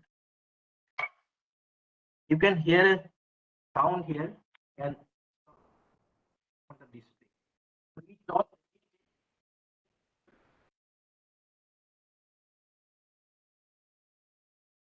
whole lot of information about where I am and everything. For example, my this radio is capable of showing where this radio is from its GPS. So this is all without internet. You see, you can see one small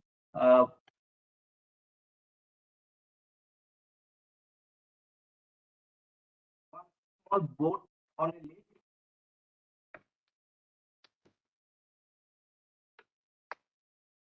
One small blue lake.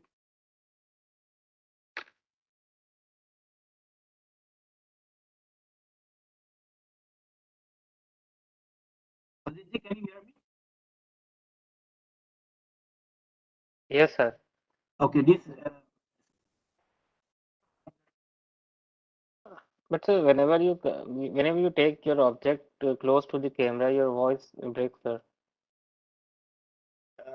is it Sir, you also come forward, sir. okay now? Yes, yes, sir. Now this is good, sir. Now you can continue. Can you read it What is written there?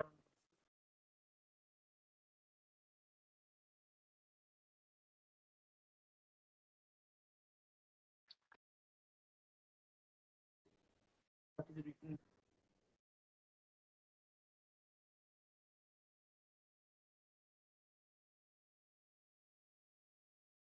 Maybe it's a camera problem, so I can just press a button and you can see.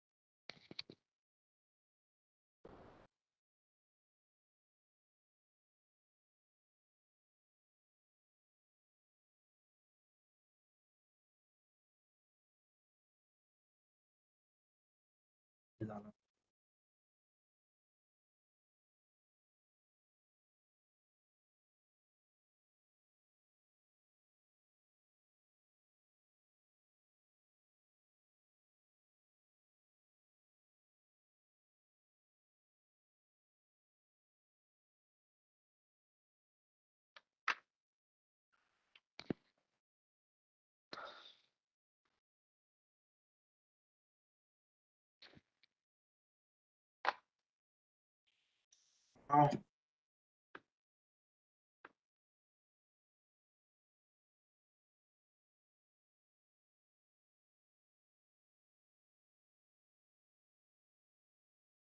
yes, now you can see on the map.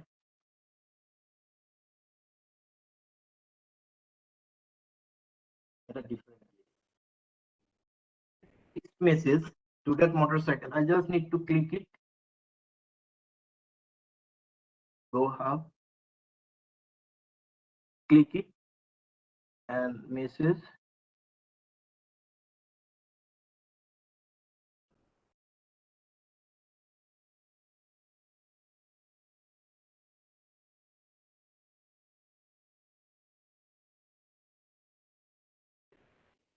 Now I have typed on my smartphone.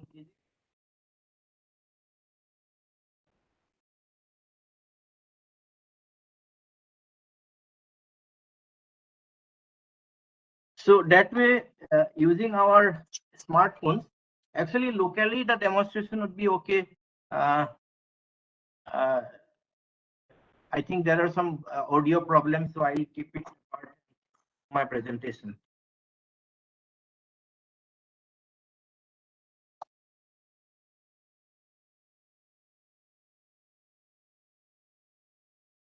I shall go to my presentation directly. Yeah, is it visible? The presentation is visible? Yes, sir. Yes, sir. It is visible. Okay. So amateur radio, ham radio, learning radio communication skill. Ham radio for disaster management. And you can go to my website, VU2MUE. It is written there. I'll share this document as well with you, Ojit, so that you can send it to all the Yes, sir. participants. I have already shared the link in the chat box, sir. Okay, okay. Okay, you have shared the link. Okay. But this PowerPoint presentation is different. Okay, so ham radio or amateur radio, it's a two-way worldwide communication system maintained by private individuals.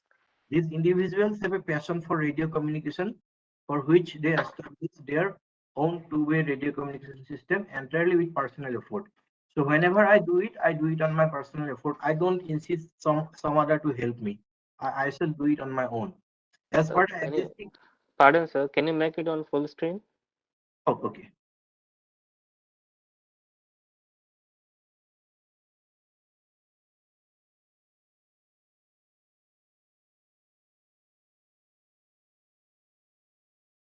In PDF, where is the full? Sir, full screen mode. Yeah. Now it good, Oh, sir. okay. So as per the existing rules of the Telecommunication Authority, they need to take a radio communication license known as amateur station operator's license, for which they need to appear for a licensing exam.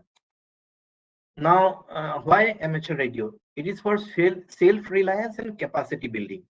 Ham radio is the only scientific activity in the world which requires a license from the Telecommunication Authority of the country. So it's a do-it-yourself activity where radio communication experimenters get an authorization to communicate anywhere in the globe. And it is a skill more important than any other sports from a national security point of view, from disaster management point of view, and to build a technically advanced resilient society. So NASA का जो international sports space station है ISS, they have established a permanent space station, and in fact I think today they are carrying out a image amateur radio image transmission experiment using some advanced this software. So hams will now start transmitting, exchanging pictures also with the astronauts using our amateur radio frequencies. And it is legitimized by ITU, International Telecommunication Union Geneva, as a socially constructive important technical activity, and every member country of ITU on principle needs to promote it. Our India is also a member of the ITU, so India also need to promote it. Government should actually promote it, and it has been promoting it. Without promoting it, we cannot expect to have engineers with an entrepreneurial bent of mind and made in India. Not just make in India. Make in India, maybe some other companies may come up and employ our engineers. But we have to be try to develop indigenous things with our own effort. So that is made in India. So that, but the technology is evolving and developing so fast that it is actually practically impossible to compete with these companies, Keynote, Yazoo, Elinco. So they have already taken up the market, but the Chinese have built up the capability to compete with other advanced countries. So we have to still rely on these devices for either costly equipment from Japan, mostly from Japan, and low-cost equipment from China. Unfortunately, the low-cost components also that the electronic entrepreneurs who have wanted to actually begin a startup in electronics, they're facing a lot of problem because of some prohibition in bringing items from China. So that is causing a problem. For example, this small item is a vector network analyzer which we need for our. This usually costs around 3-4 lakhs, but somebody devised a ham in Japan, devised it, and it made it cheaper, like 5,000 rupees. So one can assemble it. Now, if the components and modules are not allowed to be imported, here a new startup cannot build it, because those modules and components need to come from China. So they are stuck up. The newcomers, the electronics engineers, they're totally stuck up in starting their businesses in the international arena. So like any other science, definitely it is also science. It is not just talking about science, but you have to hands-on, you have to make it and do something for a society. Then knowledge of radio and electronics theory. So training, extensive theory and practice, because for a newcomer, actually in our days, we have to self-study. And for self-study, we had books. This is an American radio relay book. It's a huge book actually. We have to read during those days. to pass the exam. Now exams are made much easier, multiple choice question. During those days, it was essay type of questions where they wanted to test the skill of, means the knowledge of electronics. Now it is made much easier. Vigyan has published a guidebook, this guidebook. It's a very small one. And if one studies it, the PDF file is already there, the same thing here only. So by studying this book, 90% of the syllabus is covered to pass the exam. And then licensing. You pass the exam first by paying 100 rupees through Saral Sansar website, saralsansar.net.in. There is a Ministry of Communications website where you have to pay the fees of 100 rupees and application fees. And bharatkuch.gov.in, you have, sorry, in bharatkuch.gov.in, you have to pay 100 rupees exam fees and fill up the application form. And in saralsansar.gov.in, you have to submit your application form. There are two websites. So that is causing some little bit of problem nowadays because everything is made online. In our days, it was offline. So we have to go to the exam center, and exam centers are the wireless monitoring stations. Actually, all these radio communication systems are being monitored. Our radio frequencies are continuously monitored. In New Delhi, there's the international monitoring station. Audio is not clear. Let me soon probably.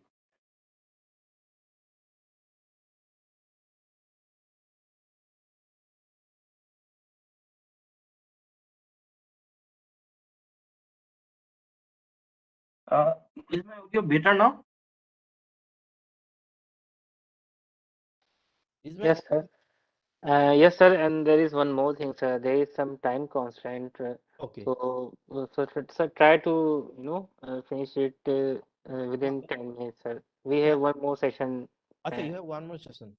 Yes, sir. Okay, so you see, this is very useful during emergency, during tsunami. What happened? The landline phones and mobile phone communication system. And sir, pardon, sir. Yeah. Sir, a participant has asked the website name. That audio was not clear, so he couldn't able to listen. This is the at the bottom. He can see the website address. Okay, okay. He can take a screenshot of this. Okay, hope Mr. Prashant Kumar, you get your answer. Okay. He will get all the information in these two websites at the bottom. He got it? Prashantji, did you get it? Okay, okay. Now you see, during Bhuj earthquake, we communicated from our office because we have a radio club in our office from where we communicated, and messages for all the governmental messages were handled by us. And during tsunami, all the governmental messages were handled by us from our office. Then again, during Uttarakhand flood, many of the information about the missing people were exchanged through our radio club in our office. So this is covered by the NDTV media. And it's an alternative mode of community communication empowering people in a specific branch of practical science. It makes us self-reliant in radio communication, and at the same time imbibe an interest in art and science of radio communication technology. And it's a do-it-yourself activity for school children, and it creates a pool of emergency radio communication volunteers. Now these are all landline, mobile phones, internet. These are all conventional modes of communication. Governmental people have their own system, of course. The police, armed forces, paramilitary forces, fire department. उन लोगों के पास already ये system है, but it is at a community level. आम आदमी का भी इसमें अगर emergency में communicate करना है, so we need to empower ourselves. For example, these type of radios are very cheap, and you have all these things. No, you have a torch here. You have a torch here. In the night you can use this torch, and you can, suppose in the jungle you are lost, so you can blink this so back on. Then you can, if you are in an emergency, you can send an emergency signal like this. So suppose I am incapacitated in an earthquake situation, So if I'm stuck up somewhere, so if this radio is with me, it is only 2,700 rupees, and cell phone is not working. So some rescue operator has come up, and he was trying to find out the person where that person is actually located. So if during the injury, I may be injured, but I can press this button immediately, and until this battery is finished, this siren will keep on going. Or after getting the license, you can buy it. You have to show your license to the dealer, radio communication dealer. You can buy it, but you have to get the license first. Without a license, government doesn't allow it to buy you, because that is illegal. Because all these radio frequencies are allotted to only different services. For example, defense, army, paramilitary, then aeroplane pilots, marine. So all these people have their frequencies, and we amateur radio operators are allotted different frequencies. So you have to get the license. By showing the license, you can buy the equipment from a dealer. Without a license, so without a license, there are so many dealers all over India from whom you can buy the equipment. Now, to pass the exam, there is no educational qualification required. Your age should be actually 12 years. Minimum age requirement is 12 years. There are two grades of license, restricted and general. I'm not going in details about that. For restricted, you have to be 12-year-old only, and your parents have to give consent that they have no objection to getting apply for that exam, because these are related to radio frequency and electricity. So there may be some hazard, electric shock or radio frequency hazard. So all these things we need to learn. So parents have to give a consent if the person is young, or the school principal have to give a consent. But if you are 18 years of age, then you can apply for the general grade license. Then you can contact Onkar Nath, Assistant Wireless Advisor, WPC. This is his website link. You can just take a screenshot of this website, and go to his channel. So where he is describing all the procedures about how to get the license. Take a screenshot of this so that you can go to his website. Then how to apply for the ASSC exam. This is the saralsansar.gov.in, where you have to submit the application forms. And nowadays it is mandatory to send the application online. You have to register, and everything you need to submit. Exam fees is same, 100 rupees for both the grades, restricted and general. Then these are the heads under which you have to make the payment. At bharatkush.gov.in. At bharatkush.gov.in, you have to go to this and register yourself. Then select purpose of amateur exam, payment type, exam fee, function head, this one. So all these, Ajit, you share this document so that I don't have to explain everything, no? So, Sure, sir. yeah, so if they can go through this, these are the exam centers: Ahmedabad, Bhopal, Goa, Mumbai, Nagpur, Raipur, Ajmer, Dehradun, Gorakhpur, Jalandhar, Jammu, Lucknow, New Delhi, Bengaluru, Chennai, Hyderabad, Mangalore, Tiruvananthapuram, Vijayawada, Visakhapatnam, Bhubaneswar, Dibrugarh, Kolkata, Patna, Ranchi, Shillong, Siliguri. So there are about 27 wireless monitoring stations. These are basically monitoring stations where our conversations are monitored by the Ministry of Communications officials. 24/7, the radio communication conversations are being monitored.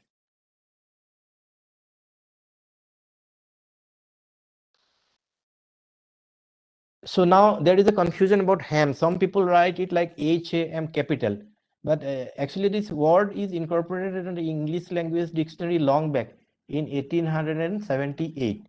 So during that time, like many English words, that this word came up in America only, and it was incorporated in the English language dictionary, where it is a noun actually. It's a noun, not an abbreviation. Like a cow is a cow, or a dog is a dog. So ham is a person who is an amateur radio operator. So nobody knows why he is called a ham.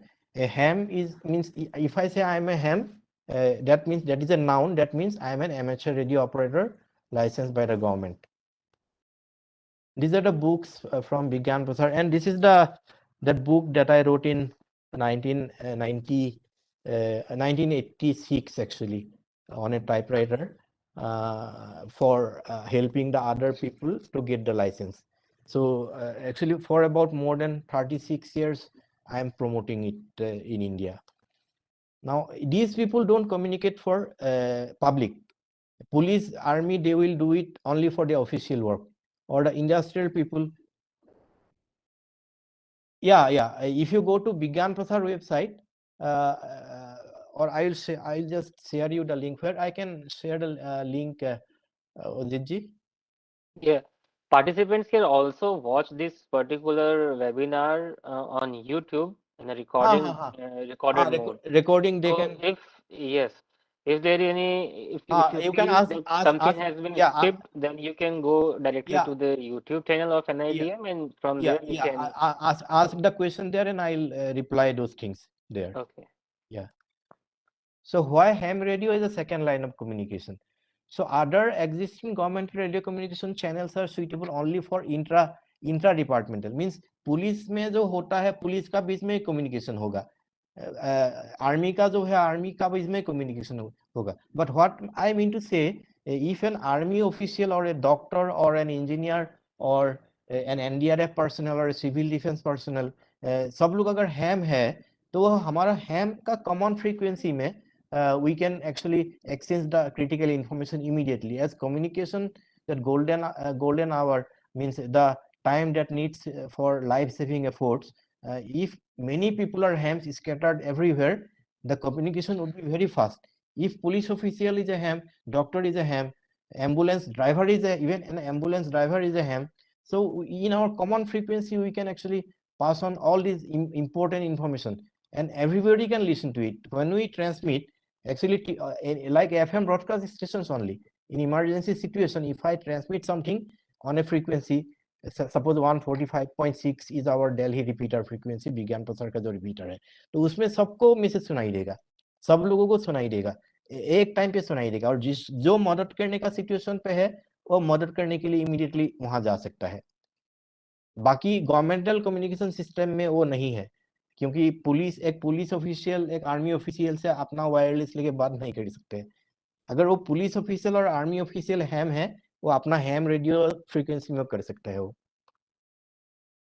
So already बता दिया कि ये English word है, और इसका different meanings तो लोगों ने ढूंढा था कि इसलिए हैम बताया गया था, व्हाई कॉल. किसी ने बताया था कि Heinrich Hertz, major Armstrong, Guglielmo Marconi 3 scientist था, शायद इसीलिए HAM बोल दिया होगा.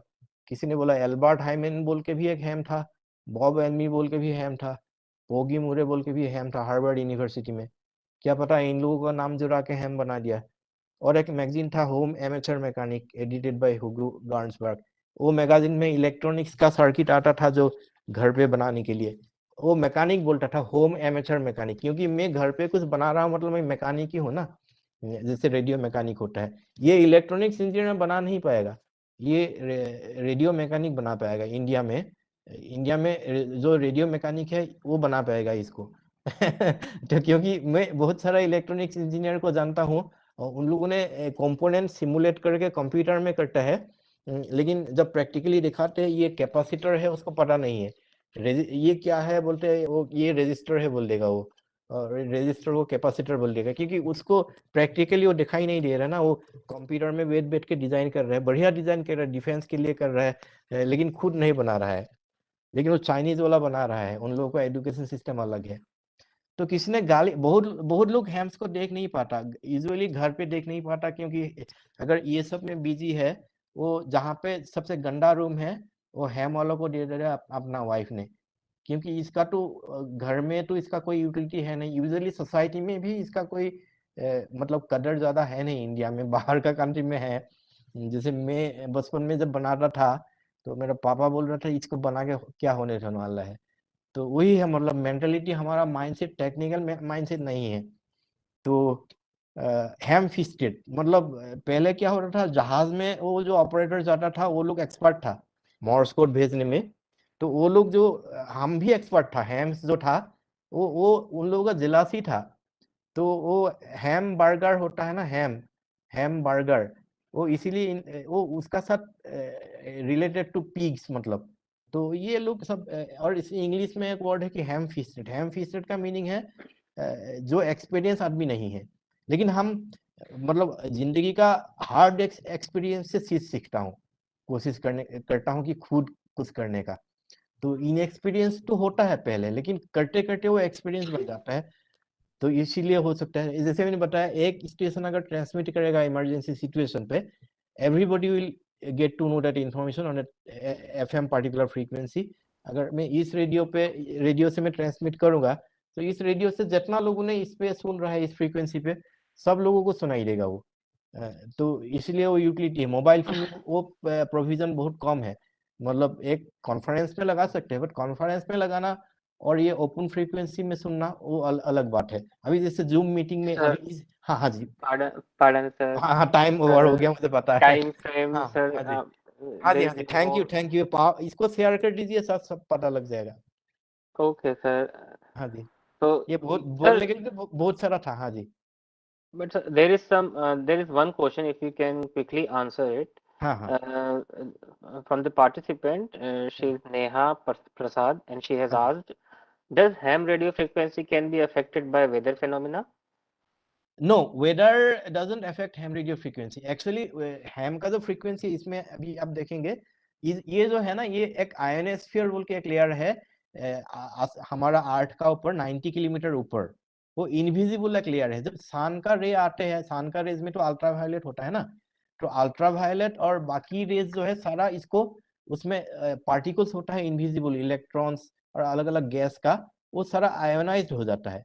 आयनाइज होने के बाद क्या होता है, ये जो हमारा लॉन्ग डिस्टेंस सेट है, ये लॉन्ग डिस्टेंस सेट से जो हम ट्रांसमिट करता हूँ, वो सिग्नल एकदम लो पावर पे भी जाके, जैसे ग्लास से हम जैसे कोई लाइट रिफ्लेक्ट होता है ना, ये रेडियो सिग्नल रिफ्लेक्ट होके दिल्ली का सिग्नल टोक्यो पहुंच सकता है, अंटार्कटिका पहुंच सकता है। तो वो आयनोस्फेरिक कंडीशन का ऊपर डिपेंड करता है, वेदर कंडीशन का ऊपर डिपेंड नहीं करता है। जैसे सन स्पॉट होता है, सन स्पॉट साइकिल होता है 11 ईयर का, अगर सन का स्पॉट जब ज्यादा हो जाता है, सन स्पॉट साइकिल में 11 ईयर का अंदर बाद सन स्पॉट ज्यादा हो जाता है, तब एक्टिविटी, सोलर एक्टिविटी ज्यादा होता है, वो पीक में आते हैं, मतलब आयनोस्फीयर का कंडीशन अच्छा होते जाता है लॉन्ग डिस्टेंस के लिए, तो वो स्पेस वेदर बोलता है। हमारा नॉर्मल वेदर का कोई इफेक्ट नहीं है, स्पेस वेदर का इफेक्ट है, जो 90 से 600 किलोमीटर ऊपर है, स्पेस Okay. वेदर। हाँ जी, Hope, Miss Neha Prasad, you got your answer. And now, so sir, thank you और so क्वेश्चन, much. और क्वेश्चन नहीं है Uh, और कोई भी? no, sir, as of now, there is no question. If there is any question, sir, हाँ, I'll send it to you. Okay okay, So, once again, sir, thank you so much for this thank you, informative thank you, session along the theory part and practical part. या And I hope the participants get benefited with your presentation.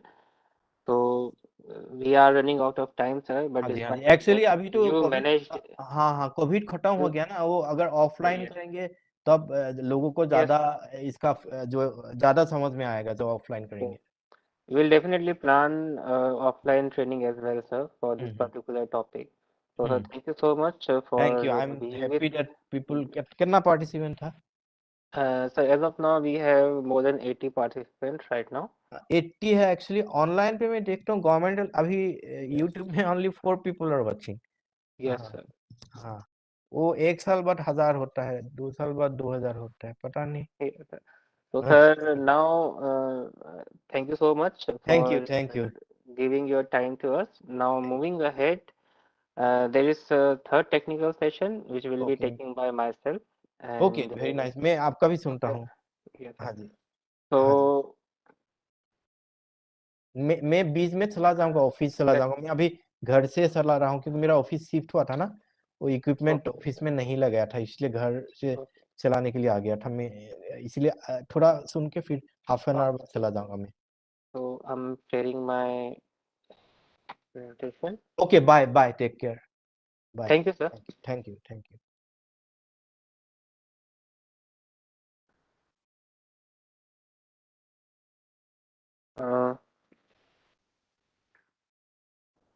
Hope my presentation is visible. Yes, it is visible. Okay. Role of telecommunications in disaster Just management. just a minute. But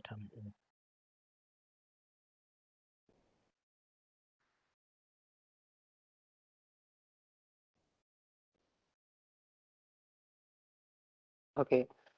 So now for this third technical session of this webinar on role of electronics in telecommunication, I will be delivering a short session on role of telecommunication in disaster management. As we are running out of time, so I will try to quickly cover up the entire thing. So as we all know that the breakdown of essential, communication is one of the most widely shared characteristics of all disasters. So whether partial or complete, the failure of telecommunication infrastructures lead to preventable loss of life and definitely the damage to the property. So by causing delays and error in the emergency response and disaster relief efforts. So as we all know that Indian subcontinent has experienced a number of natural disasters and calamities like earthquake, cyclone, flood, drought, famine, fire, and many more, causing loss of life and damage to property, disruption of essential services like failure of telecommunication, interruption in electricity and water supply, and disruption of transportation, loss in agricultural fields, and other things. The maintenance of essential service such as telecommunication is required for overall disaster management and including search and rescue, and hence telecom service may be termed as the lifeline of search operations. So yes, and the key to effective early warning is the transmission of automatic authoritative information, that is information dissemination to as many as people as possible. So there are some effective warning system in place, usually based on the broadcasting via radio and television. So the technological approaches can include the cell broadcast. Okay, just a minute.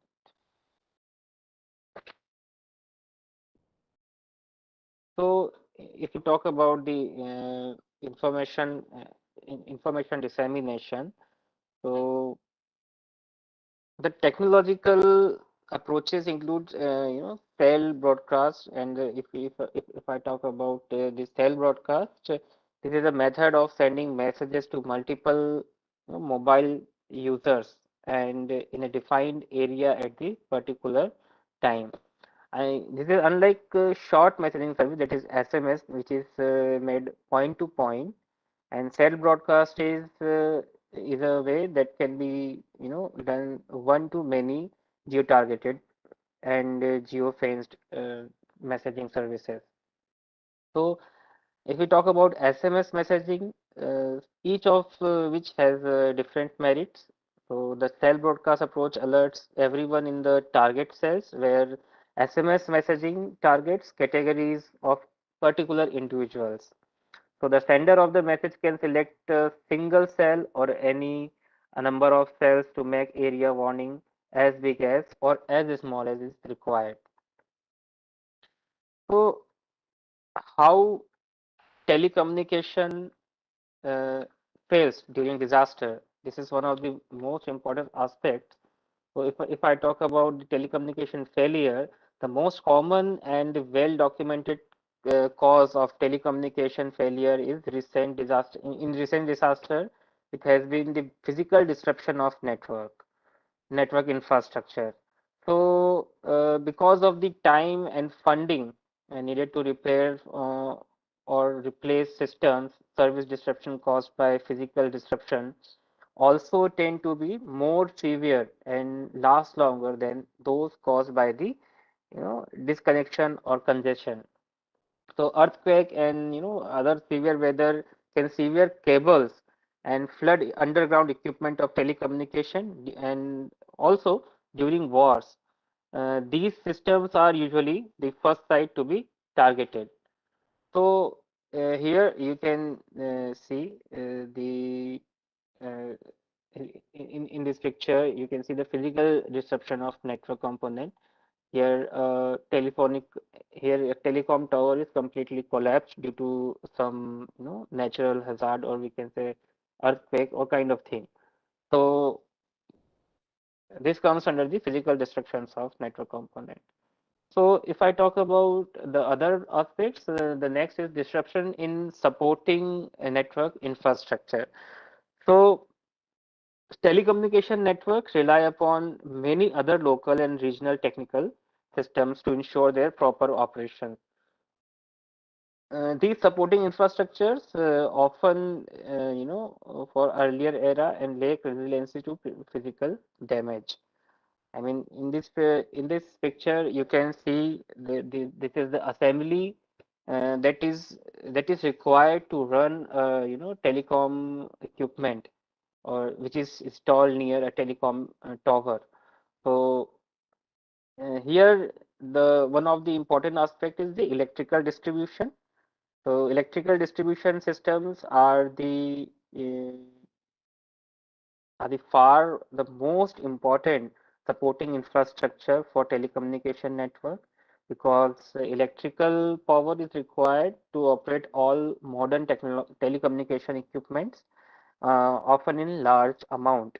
So here in this picture you can see a PV, that is PV is abbreviation of uh, photovoltaic system. So is also a PV system, and the solar power system is it is an electrical power system designed to supply usable solar power by mean of photovoltaic. So it consists of an arrangement of severe component including solar panels to absorb and convert sunlight into electricity. So in short, I must say that this is the assembly which is required to run this telecom network setup. So while electrical power system remain the most important supporting infrastructure for telecommunication facilities, cooling systems are critical and can fail independently of power supply. So finally, failure in transportation disruption can also impact the supply of fuel for electric power generation, fuel for the diesel generator. Here you can see in the picture. So these are some particular supporting elements. If they destroy, uh, so sorry. Uh, so if there is any disruption in this supporting networks, then telecommunication may be affected. So next is network congestion. Uh, so here in this animation, you can see how a network congestion take place. So initially there is normal regular traffic of data packets. So next traffic peak, and later on if there is any emergency happen, then the most of the callers try to reach their loved ones, try to contact with these various authorities or with their relatives. So at that time the communication may break down or network congestion may occur. So here you can see a data packet is traveling via this fiber optic line. So basically, data packet is a unit of data made into a single packet that travels along a given network path. So here you can see a storage buffer. So buffer is a region of memory used to temporarily hold data while it is being moved. So at the end, when the network congestion occurs, the packet is lost. So this is how a network congestion took place. So this is an example of mobile phone penetration during major US disasters. Particularly here you can see the date, event, mobile phone lines, and mobile phone lines per 100%. So here we can see an example of September 11 attack 2001. At that time, mobile phones were available nearly about 1 crore 28 lakh. So sorry, 12 crore 83 lakh 74,000 nearly. And at the time of that disaster took place, the uh, mobile phone lines per 100 persons were 45, were remain only 45. So this is how you know any emergency or any big disaster can lead to a major telecommunication failure. So if I talk about the telecommunication infrastructure in disaster recovery, then this period is characterized by coping action. Here are the four uh, aspects we can look forward for disaster recovery in terms of telecommunication. That is first one is emergency response. So the most important telecommunication network during an emergency are official public safety systems. So these networks provide skilled emergency responders with the capacity to gather casualty and damage assessment. So yes. And the second phase of disaster recovery is characterized by the patching of the utility, commercial, and industrial structure, and that can be repaired and the resumption of normal social and economic activities. This restoration phase begins when search and rescue operations have been concluded, and basic transportation and communication capabilities have been reestablished. And the third one is you can see the reconstruction of the destroyed or functional replacement. So इसमें हम कह सकते हैं we can say that the reconstruction phase is characterized by the return of population, capital stocks, and economical activities to its pre-disaster level or greater. So which generally occur within a few years. The replacement of telecommunication infrastructure is a high priority during this phase. So and contributes significantly to supporting other reconstructions efforts. And the next is the reconstruction for development. So the return of when the return of refugees, complete clearance of debris, and the functioning of major urban services and utilities such as transportation mark the end of the restoration phase. Then this phase is generally concluded within several months. For example, uh, for example, the massive operation to clear debris from the World Trade Center collapse was completed in the approximately 9 months, well ahead of the schedule initially anticipated. So,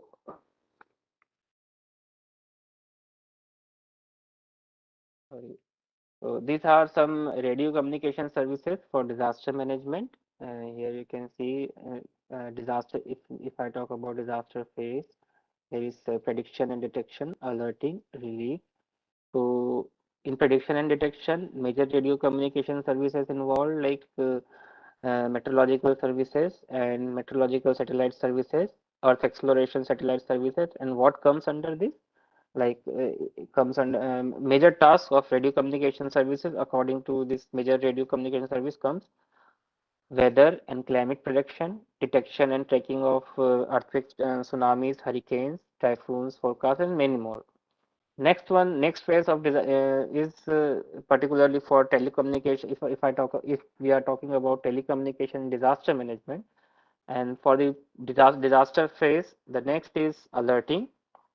So The major radio communication services involved in alerting phase is amateur services, broadcasting services like television, radio, and fixed services, terrestrial and satellite, mobile services, land satellite. So what comes under this amateur services has already been explained our previous speaker. So major task of radio communication services that comes under amateur services to receiving and distributing the alert messages. And for broadcasting services like radio and television, this is for disseminating of alert messages and advice to large section of the public. Fixed service terrestrial and satellite is for delivering alert messages and instruction to the telecommunication centers for further dissemination to public. And for mobile service, distributing alert messages and advice to individuals. For the disaster phase, it comes relief, and again the major radio communication services that involved during relief is amateur services, broadcasting services, similarly as above, radio and television, earth exploration satellite, and fixed service terrestrial. This is same as above. So this one is my last slide, and here you can see the measures which are needed to be taken in the areas of emergencies and disaster communication. So these are some recommendations. So preparing the private sector, we can prepare the private sector NGO for the disaster communication. We can also help to improving the reliability of public network, leveraging new communication technologies and practices, and also risk management, telecommunication, and urban decentralization should also be there. Rethinking of public warning system, and yes, we have to ensure or modify this public warning system, and also the modernizing of the amateur radio service. These are some measures which are needed to be taken in the areas of emergencies for disaster communication, for better disaster communication. So this is all about from my end. So I will stop sharing my content here, although we were running out of time. So I hope I did some justice to this topic. So at the end, just a minute.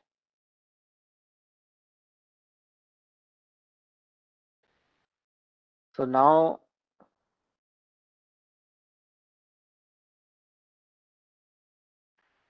we have come to the end of this webinar on role of electronics and telecommunication in disaster management, which is jointly organized by National Institute of Disaster Management and Indian Institute of Technology, Delhi.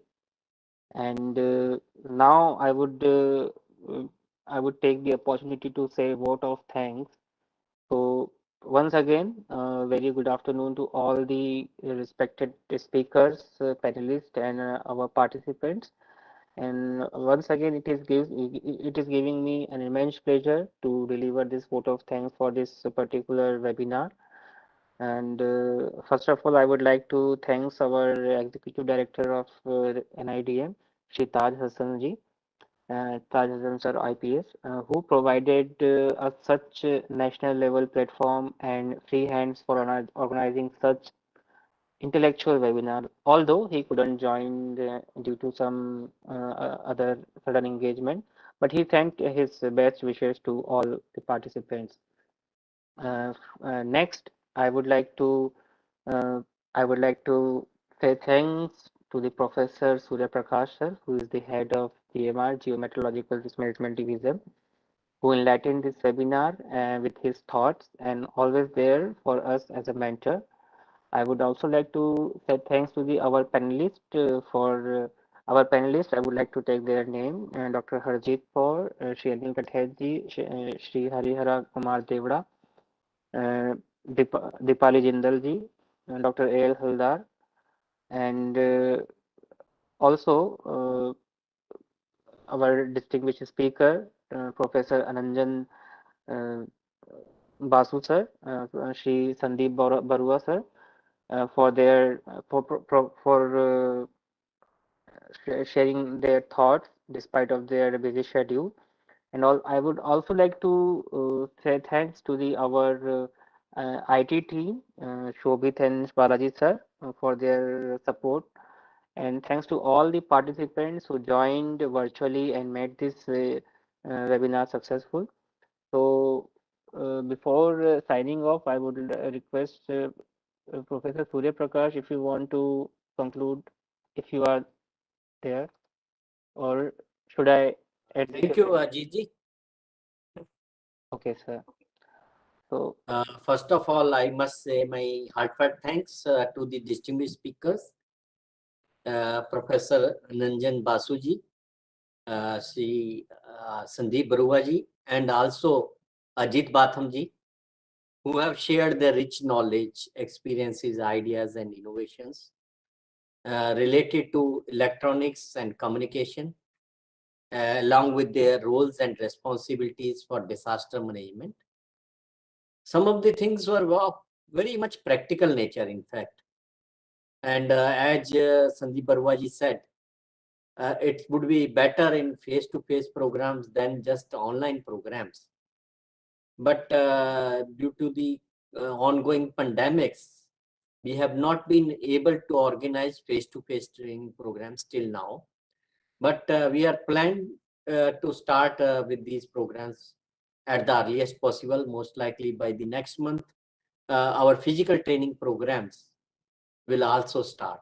So no doubt this demonstration and hands-on practice through these physical training programs will bring more benefits to the participants than just the delivery of presentation, interactions with the resource persons. Other things I liked is that there was mention not only just of the main infrastructure in terms of electronics and telecommunication, but also the supporting resources which are very much required for their functioning. The failure in communication will take place not only just because the main infrastructure has failed, but also the supporting vital resources are also not available. Ajit Patham emphasized on this aspect, particularly when he talked about the power supply very much required for all the communication devices, and also the fuel requirements in case the power is not available. So that also brings us to a viewpoint that whenever we are planning for redundancy in communication, we must look into these perspectives as well. And Professor Ananjan Basuji has talked about how they are working for development of new technologies using electronics for disaster risk reduction at their laboratory at IIT Delhi. And I wish they would be able to help us a lot in the field of disaster management. Currently, a lot of efforts are being made to avoid direct human interventions during active disaster situations. People are now looking for the robotics, drones, and applications of artificial intelligence, machine learning languages for forecast modeling, and even in evacuation and rescue operations. So that's also likely to help us a lot. And I hope all the participants will take away the key points, inputs that has been provided by our experts, and they will try to actually use that. As Sandeep ji said, that it's not just important to learn, but it's more important to practice. Our Honorable Prime Minister during the climate summit at New York has said that an ounce of practice is better than tons of preaching. So practicing, no doubt, will bring us more benefits. So knowledge without practice doesn't yield fruits. So therefore, we must work on it and learn it more effectively And for that, as said by Sandeep Barua ji, during his lecture, he was telling that, okay, we are going for a Make in India campaign, but it would be better if we could go for Made in India campaign, because it's more important to make indigenous products by our own people rather than foreign companies settling and making their products in India for our purposes. And we have to be self-reliant, as our Honorable Prime Minister has said, in our technologies, knowledge, skills. Skills are very much important, again emphasized during the current webinar. So therefore, all these points, I hope all the participants will take home and try to actually act upon them. So these are some of the things that I would say at the end of this lecture and webinars. And I would say, किसी शायर ने कहा कि नजर बदलो नजारे बदल जाएंगे, सोच बदलो सितारे बदल जाएंगे, कश्तियों को बदलने की जरूरत नहीं यारो, दिशा बदलो किनारे बदल जाएंगे. So we have to actually change our thinking perspective, change our attitudes, as we said in COVID-19 also, follow COVID appropriate behavior. Besides the treatment, tracing and other actions being taken up by our medical fraternity and the disaster management fraternity, the citizens also have to own some responsibilities. So we have to actually work a more dedicatedly way to intensify our efforts to achieve our goals of disaster risk reduction and resilience in terms of zero casualty, disaster-free and resilient nation.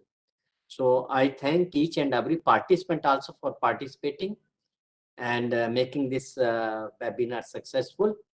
And thank you very much for providing me this opportunity and the validation program. Thank you, Ajit ji. Thank you. Thank you, sir, for your concluding remark for this particular webinar on role of electronics and telecommunication for in disaster management. And I would also like to show my sincere gratitude to our speakers of the day, Shri Sandeep Barua sir, or Professor Professor Ananjan Basu sir, for being here despite of your busy schedule. So once again, sir, thank you so much for being with us, and thank you, sir, for with this. Now I would like to end this webinar. Thank you, everyone. Thank you. And for Thank the you, Ajit. participants, there is one, yes, for the participants, there is one announcement. You can download your e-certificate directly from the NIDM training portal from where you have registered yourself after 24 hours, after 24-hour completion of this particular webinar. So once again, thank you so much each and everyone for this making this event so successful. Thank you, sir. Thank you. Thank you. Bye. Bye.